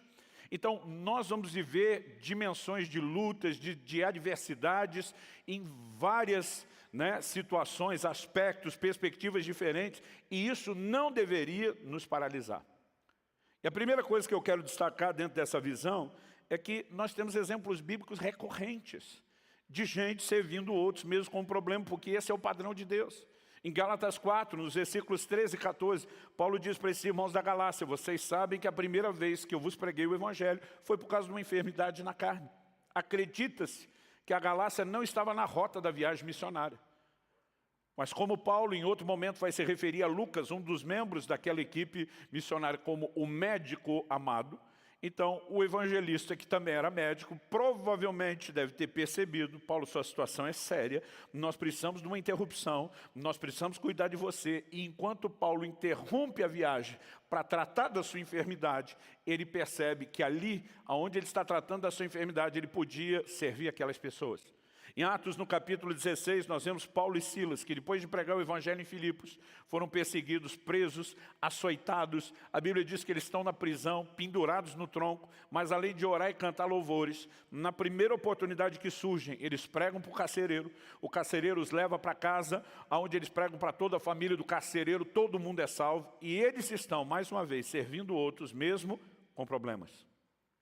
Segundo Reis, capítulo 13, Nos diz a partir do versículo 14 que quando Eliseu, o profeta Eliseu, estava enfermo, da enfermidade da qual haveria de morrer, ele recebe uma visita do rei Joás, que provavelmente veio despedir dele. Eliseu já está velho, agora tem um quadro de enfermidade, mas nesse estado, Eliseu se permite ser uma bênção e um instrumento de Deus na vida de Joás, porque nós podemos e devemos servir outros mesmo com problemas. Quem está entendendo, diga amém. Eu quero que você dê uma olhada numa declaração de Paulo, que talvez nos ajude a entender por que Deus não isenta de enfrentar problemas aqueles que decidem servir. E segundo aos Coríntios, no capítulo 1, eu queria que a gente lesse a partir do versículo 3. Segundo aos Coríntios 1, a partir do 3, Paulo diz: bendito seja o Deus e Pai de nosso Senhor Jesus Cristo, o Pai de misericórdias e Deus de toda consolação. Você pode repetir essa frase comigo? Diga: Pai de misericórdias e Deus de toda consolação. Aqui eu estabelecer esse adjetivo, chamando Deus de toda consolação. Paulo já está dando tom para onde ele vai levar a conversa no nosso relacionamento com Deus. No verso 4 ele continua e diz: é Ele, o Pai de misericórdias, o Deus de toda consolação, que nos consola em toda a nossa tribulação. Então uma coisa que eu e você podemos ter certeza, em primeiro lugar, é que teremos problemas. Mas em segundo, nós temos um Deus que nos fortalece em meio aos problemas. Você pode dizer amém? Quantos são gratos a Deus por isso? Mas ele diz assim: é Ele que nos consola em toda a nossa tribulação. Só para a gente sobreviver, não. Nada do que Deus faz por mim e por você é para parar apenas na gente. Deus sempre tem segundas intenções quando ministra, quando toca, quando abençoa as nossas vidas, quando nos fortalece. Ele quer que a gente transborde aquilo que a gente recebe dele na vida de outras pessoas. Então Paulo termina o verso 4 dizendo o seguinte: para que pela consolação que nós mesmos recebemos de Deus, possamos consolar os que estiverem em qualquer espécie de tribulação. Uma das razões pelas quais Deus não vai isentar quem o serve de enfrentar problemas é porque é justamente a capacidade dessas pessoas de vencer os próprios problemas, recebendo de Deus consolação sobrenatural, que vai dar não só autoridade para quando ele está diante de outras pessoas, dando um testemunho dizendo: funcionou primeiro na minha vida. Nós precisamos, de fato, carregar esse nível de autoridade. Uma das razões pela qual Kelly e eu esperamos tantos anos antes de escrever e publicar primeiro um livro sobre família e casamento, e depois mais ainda alguns anos sobre os filhos, é porque a gente queria ter uma história que pudesse ser sustentada diante dos outros, dizendo: nós sabemos o que nós estamos falando, nós vivemos isso. Depois de 25 anos de casado, eu olho para pessoas que pelo menos têm o tempo de casado que eu tenho para baixo e digo: funciona. Quando você anda nos princípios de Deus, funciona, a prova está aqui. Quando falamos a respeito dos filhos, a gente diz: funciona, a prova está aqui. Mas quando você vai consolar alguém que enfrenta problema, você consegue imaginar a crise dessa pessoa, se ela vivendo o perrengue dela, qualquer que seja o nível, ela está diante de alguém que nunca passou por isso. Eu acredito que se ela não chegasse à conclusão: ele não me entende, no mínimo ela pensaria: é injusto. Mas Deus permite que eu e você passemos por situações difíceis, para que Ele possa fazer algo por nós e para que isso nos dê autoridade de transbordar na vida de outros. Então, é quando você vence os conflitos do seu matrimônio que isso te autoriza a ajudar outros a vencerem. É quando você supera os desafios na criação de filhos que isso te ajuda em relação a outros. É quando você enfrentou tempestades materiais e financeiras, enfrentou por um lado privação, mas por outro provisão, que isso vai te dando bagagem para que você possa ministrar a outros. Então, aquilo que muitas vezes a gente quer usar como desculpa para parar o serviço, Deus está dizendo: é isso que te capacita para servir melhor. Mas vamos continuar a leitura de Paulo, porque ele vai falar coisas aqui importantes. Verso 5. Porque assim como transbordam sobre nós os sofrimentos de Cristo, assim também por meio de Cristo transborda o nosso consolo. No verso 7, ele diz o seguinte: a nossa esperança em relação a vocês é sólida, sabendo que assim como vocês são participantes dos sofrimentos, assim também serão participantes da consolação. Se é uma garantia que nós vamos ter problema, e o próprio Jesus prometeu: no mundo tereis aflições. Por outro lado, há uma garantia de que em meio às aflições, nós não estaremos sozinhos, abandonados e nem vendidos à derrota. O mesmo Jesus que diz, tenham bom ânimo, eu venci o mundo, que 1 João 5 diz, todo aquele que é nascido de Deus vence o mundo, e essa é a vitória que vence o mundo, é a nossa fé. Ele nos garante que assim como é certo o sofrimento, é certo a consolação. Então não importa o que venha pela frente, quando eu e você sabemos que não estamos sozinhos, que não fomos abandonados, nós podemos carregar essa esperança sólida que Paulo diz, haverá consolação sobrenatural. Agora, quem está falando isso não é alguém que não teve problema. Olha o que ele diz agora no verso seguinte, 8, porque não queremos, irmãos, que vocês fiquem sem saber que tipo de tribulação nos sobreveio na província da Ásia. Quando ele vai falar que tipo, eu particularmente acredito que ele não está dizendo, ele não está ameaçando contar o que aconteceu. Provavelmente isso já era bem conhecido deles. Quando o apóstolo Paulo diz que tipo, ele vai falar do impacto que essa tribulação teve sobre ele, sobre suas emoções. Olha o que ele diz. Foi algo acima das nossas forças, a ponto de perdermos a esperança até da própria vida. Observe que isso aqui não significa decidir tirar a vida. É muito importante que eu e você possamos ter um entendimento bíblico claro de que o suicídio não é solução, ele é uma sentença de condenação eterna. Paulo escreve aos Coríntios e diz, se alguém destruir o templo do Espírito, Deus o destruirá. O que significa Deus o destruirá? O cara já destruiu o corpo, o que é que subiu, o que é que sobrou para Deus destruir? O cara já destruiu a vida dele nessa esfera natural, biológica, o que é que sobrou para Deus destruir? Nós precisamos entender que o mesmo Deus, que estabeleceu a vida, que nos ensina a não tirar a vida, colocou limites para que eu e você nunca atravessemos. Ah não, pastor, mas na Bíblia nós vamos ver uns homens de Deus desistindo de viver, mas nunca tirando a própria vida. Você vê Elias disse para o Senhor, melhor me é morrer do que viver. Tipo, resolve aí, que eu estou de mão atada, eu não posso. Você vê um Paulo dizendo, perdemos esperança. Agora isso significa desistência? Não. Ele está dizendo a carga era tão grande, o desânimo era tão grande, que a vida perdeu a graça. Mas olha o que ele diz, ele não para aí. No 9 ele diz, de fato tivemos em nós mesmos a sentença de morte. Essa sentença de morte não era uma condenação legal, mas ele perdeu completamente a perspectiva. Mas ele diz assim, tivemos em nós mesmos sentença de morte, para que não confiássemos em nós mesmos, e sim no Deus que ressuscita os mortos. Paulo está dizendo, quando passamos por situações difíceis, quando descobrimos as nossas limitações, quando percebemos a nossa insuficiência, a nossa incapacidade, só existe uma saída, é olhar para o Deus que pode, é reconhecer que nós não podemos. E ele diz, nós decidimos confiar no Deus que ressuscita os mortos. O que é que Paulo está dizendo? Se até o cara que já morreu pode ser ressuscitado por Deus, porque o que está desanimado de viver não pode ser fortalecido. Então nesse momento ele começa a dizer, foi a hora que a gente descobriu a solução, a força não estava em nós, ela vinha do Senhor, é o Deus de toda consolação, é o Pai de misericórdias. Agora, olha o verso seguinte, o 10, ele diz, o qual nos livrou. Então ele está dizendo, eu não perdi essa batalha, nessa tribulação intensa que aconteceu na província da Ásia. Deus nos livrou, mas ele não para aí, porque Deus não é um Deus só de intervenções passadas. Ele diz, o qual nos livrou e ainda livrará de tão grande morte. Cada vez que eu e você olhamos para trás e lembramos o que Deus já fez, isso tem que inspirar a gente a olhar para frente e dizer, Ele vai continuar fazendo. O Deus que socorreu vai socorrer de novo. O Deus que fortaleceu antes vai fortalecer outra vez. O Deus de toda consolação vai continuar consolando. Então no verso 10 ele diz, nele temos esperado, que ainda continuará a livrar. Ele diz, nos livrou, livrará, mas isso não significa um crédito só para mais um livramento. Depois ele diz, e continuará a livrar. Deus seja louvado. Então precisamos entender que passar por essas situações nos autoriza, nos credibiliza, nos capacita a servir outros. Enquanto enfrentamos isso, podemos contar que Deus está conosco. E porque Ele está conosco, podemos servir outros, mesmo antes que o nosso problema pessoal seja resolvido. Quem está entendendo, diga amém. Então, eu quero que depois de olhar para esses exemplos bíblicos, a gente leve em consideração algumas coisas.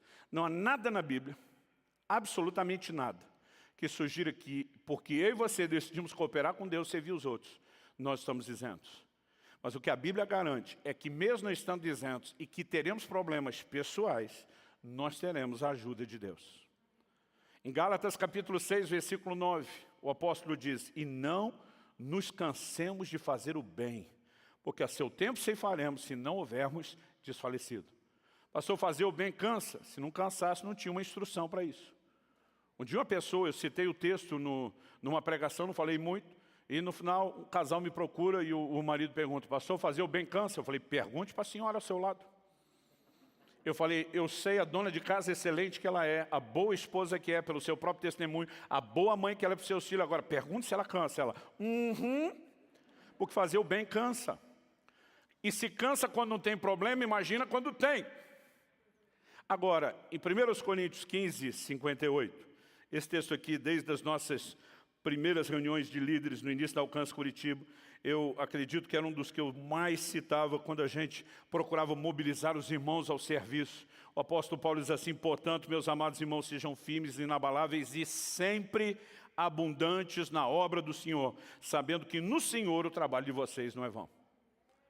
Então eu dizia, gente, nós temos que ser, quando ele diz sempre abundante, o sempre é constância, não parar, mas o abundante é intensidade. Então eu dizia, nós temos que ter a constância e a intensidade, nós não podemos parar, né? O trabalho no Senhor não é vão, haverá recompensa um dia. E eu usava muito esse texto, mas uma coisa que por anos eu nunca enxerguei, por isso não falava, é que primeiro, antes de mandar ser sempre abundante na obra do Senhor, ele diz, sejam firmes e inabaláveis. Por que tem que ter firmeza? Por que tem que ser inabalável? Porque senão depois nós não vamos ser nem constantes e nem tensos no serviço do Senhor. Nós precisamos de firmeza para enfrentar os problemas e não deixar que eles nos abalem. Mas nós precisamos de firmeza para lidar com emoções. Porque acredite, nós teremos que enfrentar algumas emoções difíceis, né? Uma delas é às vezes aquele senso meio de injustiça, Senhor, eu estou me doando, cuidando do seu reino, cuidando das suas coisas, e parece que o Senhor não está cuidando das minhas. E se você não tiver uma fé firme e sólida naquilo que Deus tem, né, para comunicar por meio da sua palavra, você pode se abater no meio disso. Mas tirando isso, vamos voltar na história de Davi em 1 Samuel 23, que é o nosso trilho.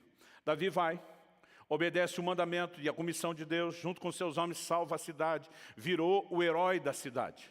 Mas agora que ele está numa cidade, que o texto diz tem portas e ferrolhos, muros e portões, quando o Saul que está perseguindo descobre não só o paradeiro de Davi, mas sabe que ele está numa cidade fechada, ele diz, vou descer com todos os exércitos, vou sitiar a cidade. Davi não tem mais para onde correr, fugir de mim, não tem mais como se esconder.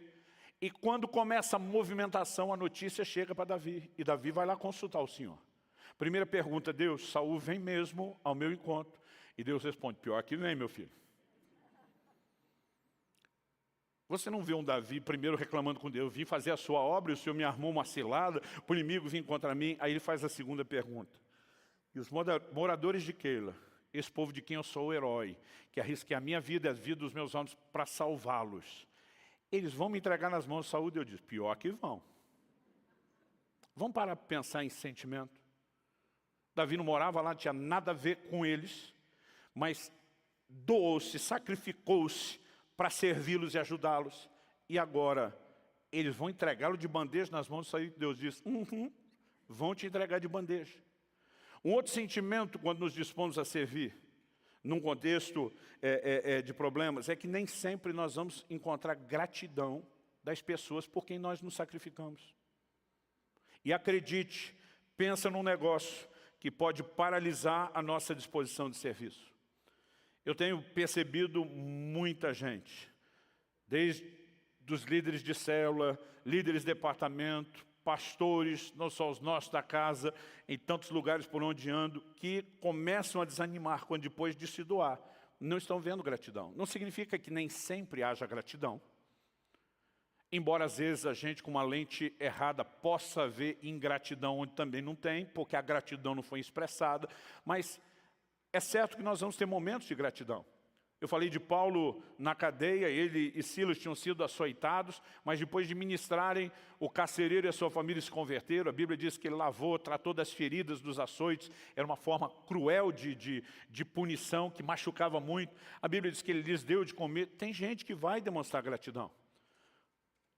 Quando o navio onde Paulo está se dirigindo para Roma naufraga na ilha de Malta, depois de Paulo ministrar a ilha toda, um avivamento, gente sendo curada, quando chega a hora deles serem encaminhados em outro navio para o destino, a Bíblia diz que os moradores da ilha encheram eles de provisão. Nós não podemos dizer que todo mundo vai ser ingrato. Muita gente vai expressar gratidão. Mas sabe o que eu acho interessante? Não há um indício de Davi ter reclamado. E não há nenhum indício daqui para frente da história de Keila, o que aconteceu lá, ser trazido à tona. Tem coisas que Davi, lá no fim da sua vida, está trazendo à tona. Ele, por exemplo, tem uma conversa com Salomão, seu filho, quando Salomão assumiu o reino, ele diz: dá um jeito de resolver o problema de Joabe, que eu nunca resolvi. Joabe e seus irmãos tinham uma liderança forte. Davi, por mais forte que fosse na sua liderança, nunca ousou enfrentá-los. Agora ele está remoendo isso. Eu devia ter feito direito. Aquilo não aconteceu. Nós temos vários exemplos nesse sentido. Mas o assunto de Keila nunca mais veio à tona. Quando Deus diz para Davi: Saul vem mesmo e o povo vai te entregar, ele pega os seus homens e diz: bora. Isso na tradução da Bíblia, na linguagem de hoje, do pastor Luciano Subirá, né? Versão mais street, descolada, ele diz: bora. Saíram sem rumo, não tinha um plano B, não estava esperando aquilo. Mas qual é a mentalidade de Davi? Eu creio que Davi simplesmente consegue ser sensato a ponto de dizer: eu não fui livrar Keila porque os moradores de Keila me pediram. Eu não fiz isso por causa deles, embora eu tenha beneficiado eles. Por que Davi fez? Quem o comissionou a fazer foi o Senhor. Então Davi simplesmente entende: o Senhor me pediu, eu honrei o Senhor não é injusto, o Senhor vai dar rumo à minha vida, ainda que eu não tenha um plano. E ele simplesmente administra isso. Eu tenho visto muita gente parar por causa da dor dos outros não terem reconhecido, e eles esquecem para quem que eles estão fazendo. Embora as pessoas sejam beneficiadas pelo que fazemos, nós precisamos entender que o que fazemos é pelo Senhor. Semana passada mencionei o texto, quando Jesus diz: eu tive fome, vocês me deram de comer, tive sede, me deram de beber. Quando foi mesmo? Os caras vão olhar para ele e dizer: nem a gente lembra ter feito pelo Senhor. Diz: quando vocês fizeram para um dos meus pequeninos, fizeram para mim. O Deus que nos comissionou diz: você está fazendo para mim. E o que eu e você precisamos ter em mente é que a nossa expectativa deve ser só em relação a Ele, não em relação aos outros. Outro dia alguém falou para mim: o ministério ingrato. Falei: negativo. As pessoas podem ser, o ministério não é. Ele falou: qual a diferença? Eu falei: eu te explico, mas vou explicar para você daqui a pouco. Deixa eu falar de um outro sentimento primeiro. Além de lidar com o sentimento de Deus está me fazendo servir os outros sem me poupar, isso pode aumentar o desânimo. Além de lidar com os sentimentos de talvez as pessoas que eu estou servindo no meio de um sacrifício grande dos meus problemas não vão ser gratos. Eu particularmente, depois de descobrir isso na minha vida, comecei a descobrir na de outros. Que às vezes nós ainda lidamos com o sentimento de uma aparente injustiça, porque Deus não é injusto. Que é o quê? É quando Deus te leva a servir alguém, resolver o problema do outro, quando o seu não foi resolvido. Então, os moradores de Keila têm um problema, tem um inimigo perseguindo eles. Davi vai lá, vence o inimigo, problema resolvido. Mas Davi ainda tem um inimigo perseguindo. O problema dele não está resolvido. Em Gênesis capítulo 20, verso 17, a Bíblia diz que Deus manda Abraão orar pelas mulheres da casa de Abimeleque, que eram estéreis, não podiam ter filho. A Bíblia diz que Abraão orou por elas e Deus abriu a madre, e a mulherada toda pôde conceber. Agora, o que é curioso é que a mulher de Abraão, Sara, mesmo tendo uma promessa de Deus, ainda não deu à luz a um filho, e vai demorar muito tempo para o milagre dela acontecer. E às vezes é um sentimento estranho você se ver sendo um instrumento de Deus para ajudar outros, quando você não está com a sua situação resolvida. Eu já tive situações de Deus me levar a dar uma palavra para a gente que estava desanimado. E sobrenaturalmente eu vi aquela pessoa ser levantada. E quando eu saí daquele encontro, falei para Deus: ele está de pé, mas eu estou mais desanimado que ele. Já vi Deus me usando para dar palavra profética e anunciar a chegada de um milagre de provisão. Num camarada estava assim, numa situação financeira terrível, terrível. E quando aquele negócio aconteceu, eu falei para Deus: mas o senhor sabe que eu estou pior que ele. E muitas vezes vai dando esse sentimento de: o Senhor me usa a resolver o problema dos outros, mas não resolve o meu. Mas o dia que eu realmente percebi esse sentimento errado no meu coração, acredito que isso deve ter sido janeiro de 1998. Eu morava ainda em Guarapuava, fui servir uma igreja no interior de São Paulo, e foi uma agenda que eu quase cancelei, porque eu tive uma hérnia de disco. Fui carregar uma uma caixa muito pesada, cheia de louça, numa mudança que Kelly e eu fizemos. E na hora de pegá-la, eu tive todo cuidado, dobrei os joelhos, costa ereta. Mas eu andei um pouco e eu vi que não ia aguentar, era muito pesado. E antes de eu jogar aquela caixa no chão e quebrar aquela louça nova, eu recém-casado, tinha casado em novembro de 95, o problema da louça foi em 97, eu rapidamente abaixei de qualquer forma para tentar salvar a louça. E do jeito que eu abaixei com aquele peso, eu vi o estalo nas costas. E eu abaixei e já não consegui levantar. A dor era terrível, aquilo, né, parecia estar me paralisando. Bom, descobri, através do ortopedista que promoveu todos os exames, que era inclusive alguém da igreja, ele falou: pastor, o senhor arrumou uma hérnia de disco. Seu disco espirrou, né, para o lado de fora das vértebras com aquele esforço abusivo que o senhor fez. E ele me disse o seguinte: o seu problema é tão sério que mesmo como ortopedista eu não sei se uma cirurgia resolve. E aquilo me deixou 15 dias sem levantar da cama. A hérnia pinçava o ciático, né? Aquele negócio parecia que eu tinha umas facas enfiadas na perna. Era um negócio insuportável. Eu cheguei a implorar para esse médico me dar morfina. Ele dizia: pastor, não é assim, eu não posso dar nesse nível, porque parece que nenhum analgésico funcionava. E aqueles 15 dias foram terríveis, mas quando a coisa começou a melhorar, aliás, eu não sei na época nem se eu classifiquei como melhorar ou despiorar, porque às vezes você tem a situação, está tão ruim ainda que você pelo menos não está como estava antes, mas não é aquela ideia de melhorou. Eu já conseguia andar, mas com muita dificuldade. Eu arrastava a perna, eu tinha muita dor, eu dava passos pequenos arrastando, e eu estava nesse estado quando fui pregar. Um dos versículos que meus filhos mais me ouviram falar a vida inteira: o que jure com dano seu não muda. Eu falei: vou honrar a agenda. Mas foi uma viagem complicada, dolorosa. E quando subi pregar, parece que aquele ciático estava em crise. E eu fui andando com muita dificuldade. Levou tanto tempo, né, da entrada do palco ao púlpito para eu chegar, que eu já me debrucei no púlpito.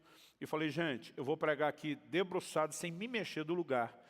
Vocês viram o jeito que eu cheguei até aqui. Estou numa situação assim, não quis cancelar o evento com vocês, mas tem misericórdia de mim. E eu estou pregando debruçado, porque eu não conseguia me mexer. Em algum momento da mensagem, o Espírito Santo falou comigo, acho que já estava da metade para frente, mas foi uma palavra de conhecimento nítida e clara: chame à frente todas as pessoas que estão sofrendo de hérnia de disco, e eu vou curar todas. Eu nunca vi um comando desse, nem antes nem depois. Às vezes você tem uma palavra de conhecimento para um, né? Alguns podem pegar carona na fé do outro, mas nunca vi todo mundo de um problema ser curado. Mas aquilo era tão nítido, eu comecei a rir. Eu lembro que eu falei no microfone, falei: gente, casa de ferreiro, espeto de pau. Falei: vocês viram o estado que eu estou aqui, como eu cheguei, minha dificuldade justamente por uma hérnia de disco. Mas se a despeito do meu estado você puder crer, eu tive uma palavra de Deus. O Senhor mandou eu chamar à frente, as pessoas estão sofrendo de hérnia de disco. Então, se esse for o seu caso, sai do seu lugar, vem agora à frente. Falei: só hérnia de disco, não me apareça por outro motivo, que eu não vou orar contra coisa. Nós vamos atender esse comando. E veio umas 20 pessoas para frente. O auditório não era tão grande. Eu fiquei impressionado, falei: todo mundo é hérnia de disco, que a turma confirmou. Eu falei: vamos fazer o seguinte, quem está em crise com dor agora, vem para o meu lado direito, quem não está, espera do esquerdo. Falei: porque a única forma da gente ver se a coisa está funcionando e Deus falou, é quando os que estão em crise, a dor desapareceu, o problema for resolvido. Falei: não quer dizer que nós não vamos orar por quem não está, mas começar por esse não dá para saber. Então, só ficou uns 3 do lado de cá, o resto foi tudo para o lado de lá. Falei: todo mundo está em crise, a turma assim. E lá vou eu. Agora imagine meu sentimento. Eu me senti um pateta. Deus está aqui para curar de hérnia de disco, porque Ele tem poder para curar. E eu pensava: olha o meu estado. Eu dizia: eu estou depondo contra tudo que eu estou tentando inspirar a fé deles. Mas mesmo assim eu pensava: Deus, o Senhor está me trolando. Aí, com muita dificuldade, eu demorei quase uma eternidade para chegar lá. E quando finalmente cheguei, desci a escada, cheguei perto do primeiro, e eu estendi a mão para tocar na cabeça dele. Foi impressionante. Na hora que eu fiz esse movimento, estender a mão, eu nunca senti isso antes, nunca senti depois. Mas saiu um calor do meu ombro, parecia um tiro de um canhão correndo pelo braço. E aquilo correu numa velocidade imensa e foi sincronizado. A hora que eu estava chegando perto de pôr a mão na cabeça dele, eu senti aquilo correndo no meu braço. E a sensação que eu tive, que a hora que tocou, eu falei da sincronia quando estava saindo pela mão. Eu vi a reação da pessoa, o susto. Eu falei: o que aconteceu? Ele falou: um calor entrou em mim. Eu falei: cadê a dor? Meu Deus, não tem dor! Aí ele gritava. Eu brinco que tudo que você precisa na hora que vai orar com os outros é que dê certo com o primeiro. porque empolga a fé de todo mundo. E esse cara começou a pular, dançar, dar glória a Deus. E eu sabia que algo estava acontecendo, até porque eu senti. Mas aí eu vou para o segundo. Mal conseguindo arrastar minha perna. Toquei o segundo, tiro de canhão, aquele calorão, no meu braço de novo. Eu vi a reação do segundo, falei, esquentou aí? Ele falou, não, esfriou. Falei, estava quente quando saiu daqui, mas não importa a temperatura. Cadê a dor? Meu Deus, não tem dor, não tem mais dor. E aí tá lá fazendo festa. Aí eu olhei pro terceiro, falei, tá pronto, tá pronto. E bum, tiro de canhão.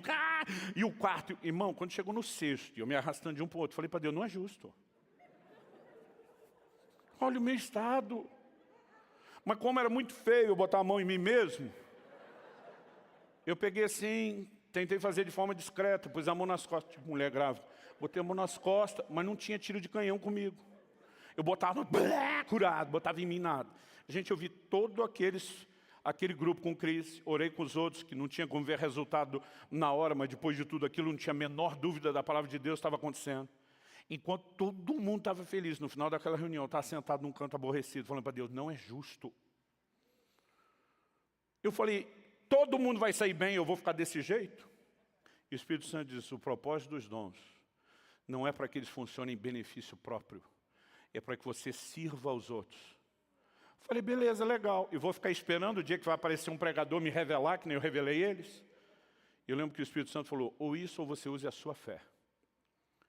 E, gente, mesmo sabendo muita coisa de fé e já tendo tido experiência, eu fiquei 6 meses enroscado naquela crise, mas eu orava todo dia, eu me posicionava até que um dia, finalmente, aquilo tudo desapareceu. Mas o ponto não é esse, era o sentimento. Eu, no meu coração, é lógico que a gente tenta não verbalizar. Eu aprendi 2 coisas muito básicas com meus pais quando criança. Você respeita pelo menos 2 tipos de gente, quem é mais velho que você e tem mais autoridade que você. E Deus é no mínimo os 2. Então não tinha coragem de falar, mas o sentimento vinha. E Deus não precisa que você fale. O salmista diz, a palavra ainda não me chegou à boca e tu já sabes. E dentro de mim eu estava dizendo, se me acusarem de falta de fé, eu recorro ao Supremo Tribunal Celestial. Eu dizia, eu parei tudo para dar a sua palavra, chamei o povo, desci para orar, porque acreditava que o Senhor ia fazer, como é que eu não tenho fé? Aí eu dizia, se falar que é falta de unção, recorro ao Supremo Tribunal Celestial. Eu senti o tiro do canhão, sabia que a unção estava lá. Aí eu dizia para Deus, tinha fé, tinha unção, mas não funcionou para mim.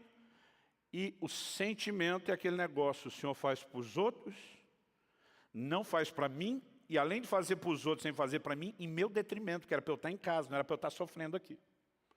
E muitas vezes, esse tipo de sentimento pode nos paralisar. Bom, eu quero encerrar chamando a sua atenção para algo específico. Eu creio que a capacidade de Davi de ter administrado aquela situação, de ter saído de lá, de ter dado um novo rumo à sua vida, ainda que a princípio ele não sabia, eu acredito que foi por causa de uma consciência. Qual era a consciência? Quem chamou Davi, como já falei antes, para fazer o que ele fez, não foram os moradores de Keila, não foram eles que foram pedir ajuda. Para Davi olhar agora, vocês me pediram, eu atendi, vocês me... Quem mandou foi o Senhor. Então o que é que Davi assimila? Quem é o responsável pela gratidão ou recompensa? Não são as pessoas que o Senhor nos mandou servir. É o Senhor que nos mandou servir as pessoas. Quem está entendendo, diga amém. Então, quando Paulo diz para ser sempre abundante na obra do Senhor, ele diz, sabendo que no Senhor o vosso trabalho não é vão, não é à toa, não é perdido, não é desperdício. No Senhor. Por quê? Porque Ele é que é o Deus de recompensas. Em Apocalipse 22, 12, Jesus diz, eis que cedo venho, e comigo está a minha recompensa para dar a cada um segundo as suas obras. Então vamos voltar na conversa que eu deixei em aberto. Quando o irmão falou para mim, pastor, o ministério é ingrato, falei, negativo, as pessoas são, ele falou, qual a diferença? Falei, a diferença é que não foram as pessoas que te chamaram, e não são as pessoas que vão te recompensar. Quem te chamou foi o Senhor, e quem te recompensa é o Senhor. Hebreus 6,10 diz, Deus não é injusto para se esquecer das vossas obras. Talvez as pessoas não lembrem o seu sacrifício, mas está tudo na cadernetinha. Cadernetinha, eu voltei no tempo, hein? Está tudo nos registros celestiais. Nada está passando desapercebido, nada ficará esquecido. E quando eu e você começamos a entender que a recompensa vem dEle, é um dia diante dEle que nós vamos estar. Esse momento, quando Ele fala, servo bom e fiel, não importa se os outros não reconheceram o seu nível de doação e entrega. O que importa é o sorriso de satisfação no rosto do Senhor. O que importa é o galardão que vai entregar. Mas deixa eu te dizer algo. Recompensa também não é só o dia final. Ali vai ser a recompensa das recompensas. Mas ao longo do caminho, eu e você podemos ter certeza de que há um Deus que nos socorre. Há um Deus que age nas nossas vidas. Mas deixa eu falar a respeito de algo que Deus está me incomodando a compartilhar. Logo nos primeiros anos, já faz muitos anos que Kelly e eu conhecemos a irmã Vilma Laudelino. Ela tem sido uma bênção para o corpo de Cristo. E por conta do testemunho dela, muitas portas se abriram para que ela compartilhasse o Evangelho em muitos países da América Latina. E logo no início do ministério ela falou, pastor, as viagens antigamente, e ela está me contando uma época que já não era como hoje, mas ela está falando de uma época ainda mais delicada do que a minha época. Hoje nós temos facilidades, logística de transporte aéreo, passagens muito mais baratas em relação ao que já foram. Mas muitas vezes quem saía para o ministério itinerante tinha que ficar muito tempo fora de casa. Sacrificava o convívio familiar. Dia desses, revendo a biografia de Billy Graham, eu fiquei impressionado porque ele ficava meses fora de casa. Eu durante 17 anos ficava em média 3 dias por semana, mas ia e vinha, ia e vinha. A única vez que eu fiquei muito tempo longe dos meus filhos numa viagem internacional foram 21 dias. Nós somos parte de uma geração que já não pagou o preço que algumas antes de nós pagaram. E ela diz, Luciano, depois de muito tempo, pregando em vários países, ela falou, eu estava numa viagem dentro de um ônibus. Pelo que eu entendi, posso estar errado nos detalhes, devia ser na cordilheira, lá no Chile. Ela diz, nevando lá de fora. E eu encostado, ela falou, eu devia ser talvez a única pessoa que daquele banco duplo do ônibus estava viajando sem ninguém do lado. Ela diz, eu olhava pela janela e eu estava muito desanimada, muito cansada. Cansada de tudo, do trabalho, da dedicação, dos sacrifícios. E ela diz, era um desânimo insuportável, uma vontade de parar, uma vontade de dizer, Deus, eu não aguento, eu não suporto mais isso. Ela diz, e de repente alguém se sentou no banco ao lado. Foi diferente desses ônibus novos hoje, que as poltronas são separadas. Eu não sei quantos são, pelo menos da minha época ou para trás, que lembram daquele banco que era fixo, para dois sentarem juntos. Ela diz, quando a pessoa sentou do lado dela, o ter largado o peso do corpo chacoalhou o banco dela, não tinha como ela não perceber. Pelo movimento de alguém sentando, ela, embora estivesse virado pela janela, ela olha com o rabo do olho, com o canto do olho. E o que ela percebeu ali foi apenas um pedaço da perna e dos pés. E ela diz, essa figura que sentou do meu lado era muito estranha. Porque era um homem, dá para ver o pé e a perna masculina, mas ele usava um vestido. Ele usava uma sandália no pé, que não combinava com o inverno do lado de fora. Mas ela diz, eu estava tão focado no desânimo que apesar daquilo ter chamado a atenção, não pensei muito. Ela diz, mas aquele homem se aproximou, chegou com a boca relativamente perto do ouvido para um contato de um estranho. E disse, minha filha, não desanime, não desista. Ele dizia, eu preciso de você, eu preciso do seu serviço. E Vilma diz, Luciana, o sentimento dentro de mim era de raiva, de injustiça. Eu não tenho nem direito de sentir um desânimo e já sou pressionado. Ela diz, eu não sei quem é esse doido ainda metido a profeta que vem invadir o meu momento. O coração dela não estava aberto, mas depois de ter falado aquilo, a pessoa levantou e saiu, e daqui a pouco caiu a ficha. Ela diz, meu Deus, como eu fui rude. Deus envia um profeta, pelo menos deve estar achando que é, para vestir desse jeito, falar comigo, e eu sequer dou um sorriso, uma reação. Então ela levanta, o ônibus está em movimento, não parou em nenhum momento. E ela começa a procurar, e ela vai e vem várias vezes no ônibus, não tem ninguém com aquelas características. E porque ela não acha a pessoa, ela está confusa, e ela pergunta para as pessoas em volta, onde está aquele homem que acabou de levantar aqui? Senhora, a senhora está viajando o tempo todo sozinha. Ela falou, eu sei, mas alguém sentou aqui e acabou de levantar. Ninguém se mexeu nesse ônibus há muito tempo, pergunta para um para o outro. Ela diz, não, eu tenho certeza. Demorou para ela entender até que Deus falasse ao coração, eu estava ao seu lado. É por isso que ninguém tinha visto, é por isso que ninguém tinha percebido. E ela diz assim, subirá, que vergonha. Eu já estava com vergonha de imaginar que eu tratei uma pessoa, um irmão em Cristo daquele jeito. E quando eu pensei na possibilidade de ainda ter reagido assim ao meu Senhor, ela falou, que vergonha. Mas a verdade, todos nós vamos lidar com alguns desses sentimentos. Eu falei, e aí? Qual é o desfecho dessa história? O desfecho é que toda vez que eu estou cansado dos meus próprios problemas ou do sacrifício que a gente faz para aparentemente não ter retorno de ninguém, eu lembro daquela voz. Não pare. Não desanime. Eu preciso de você. Eu preciso do seu serviço.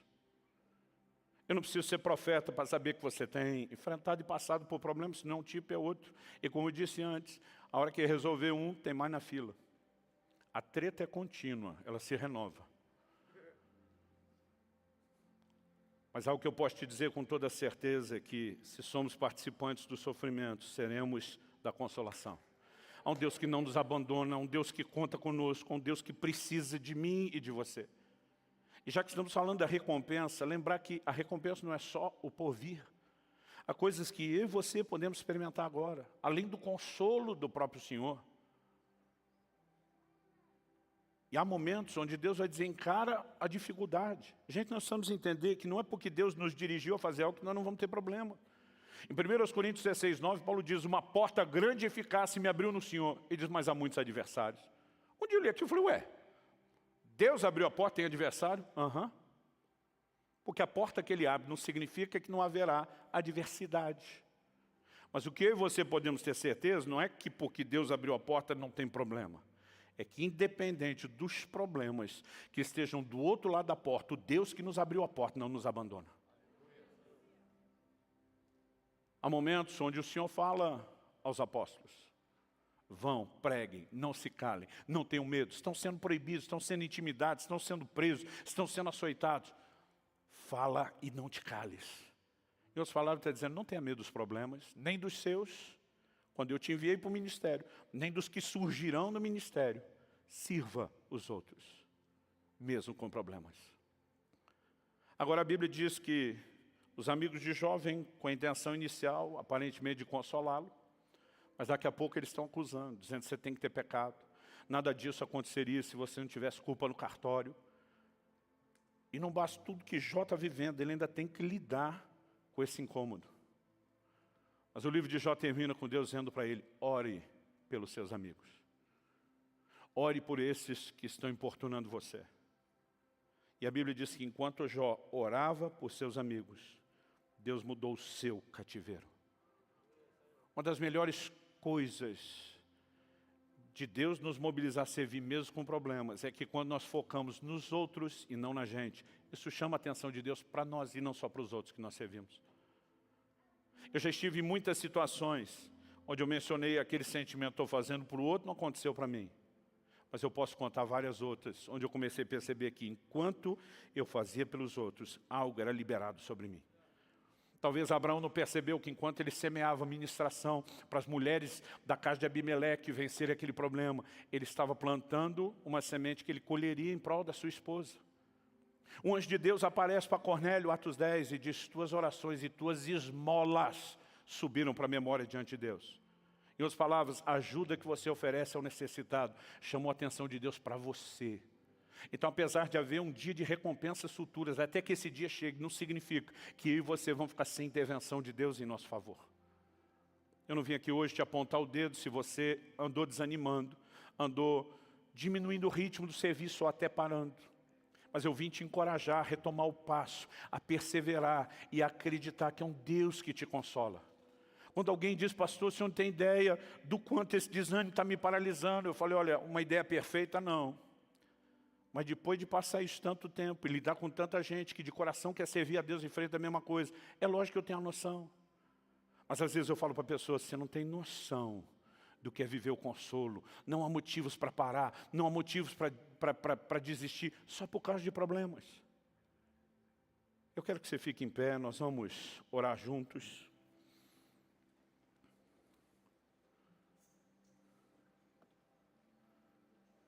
Se eu e você tivemos a certeza de que, como participamos dos problemas, participaremos da consolação.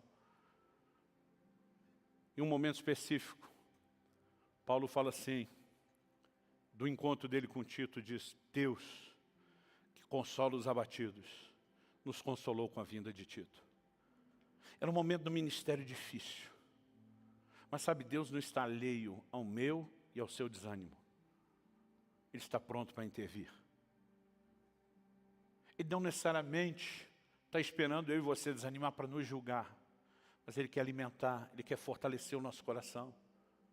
Em Atos 13, Paulo e Barnabé vão pregando em várias cidades, ganhando pessoas, formando discípulos, organizando igrejas. Em Atos 14, quando eles voltam com uma mensagem em cada igreja.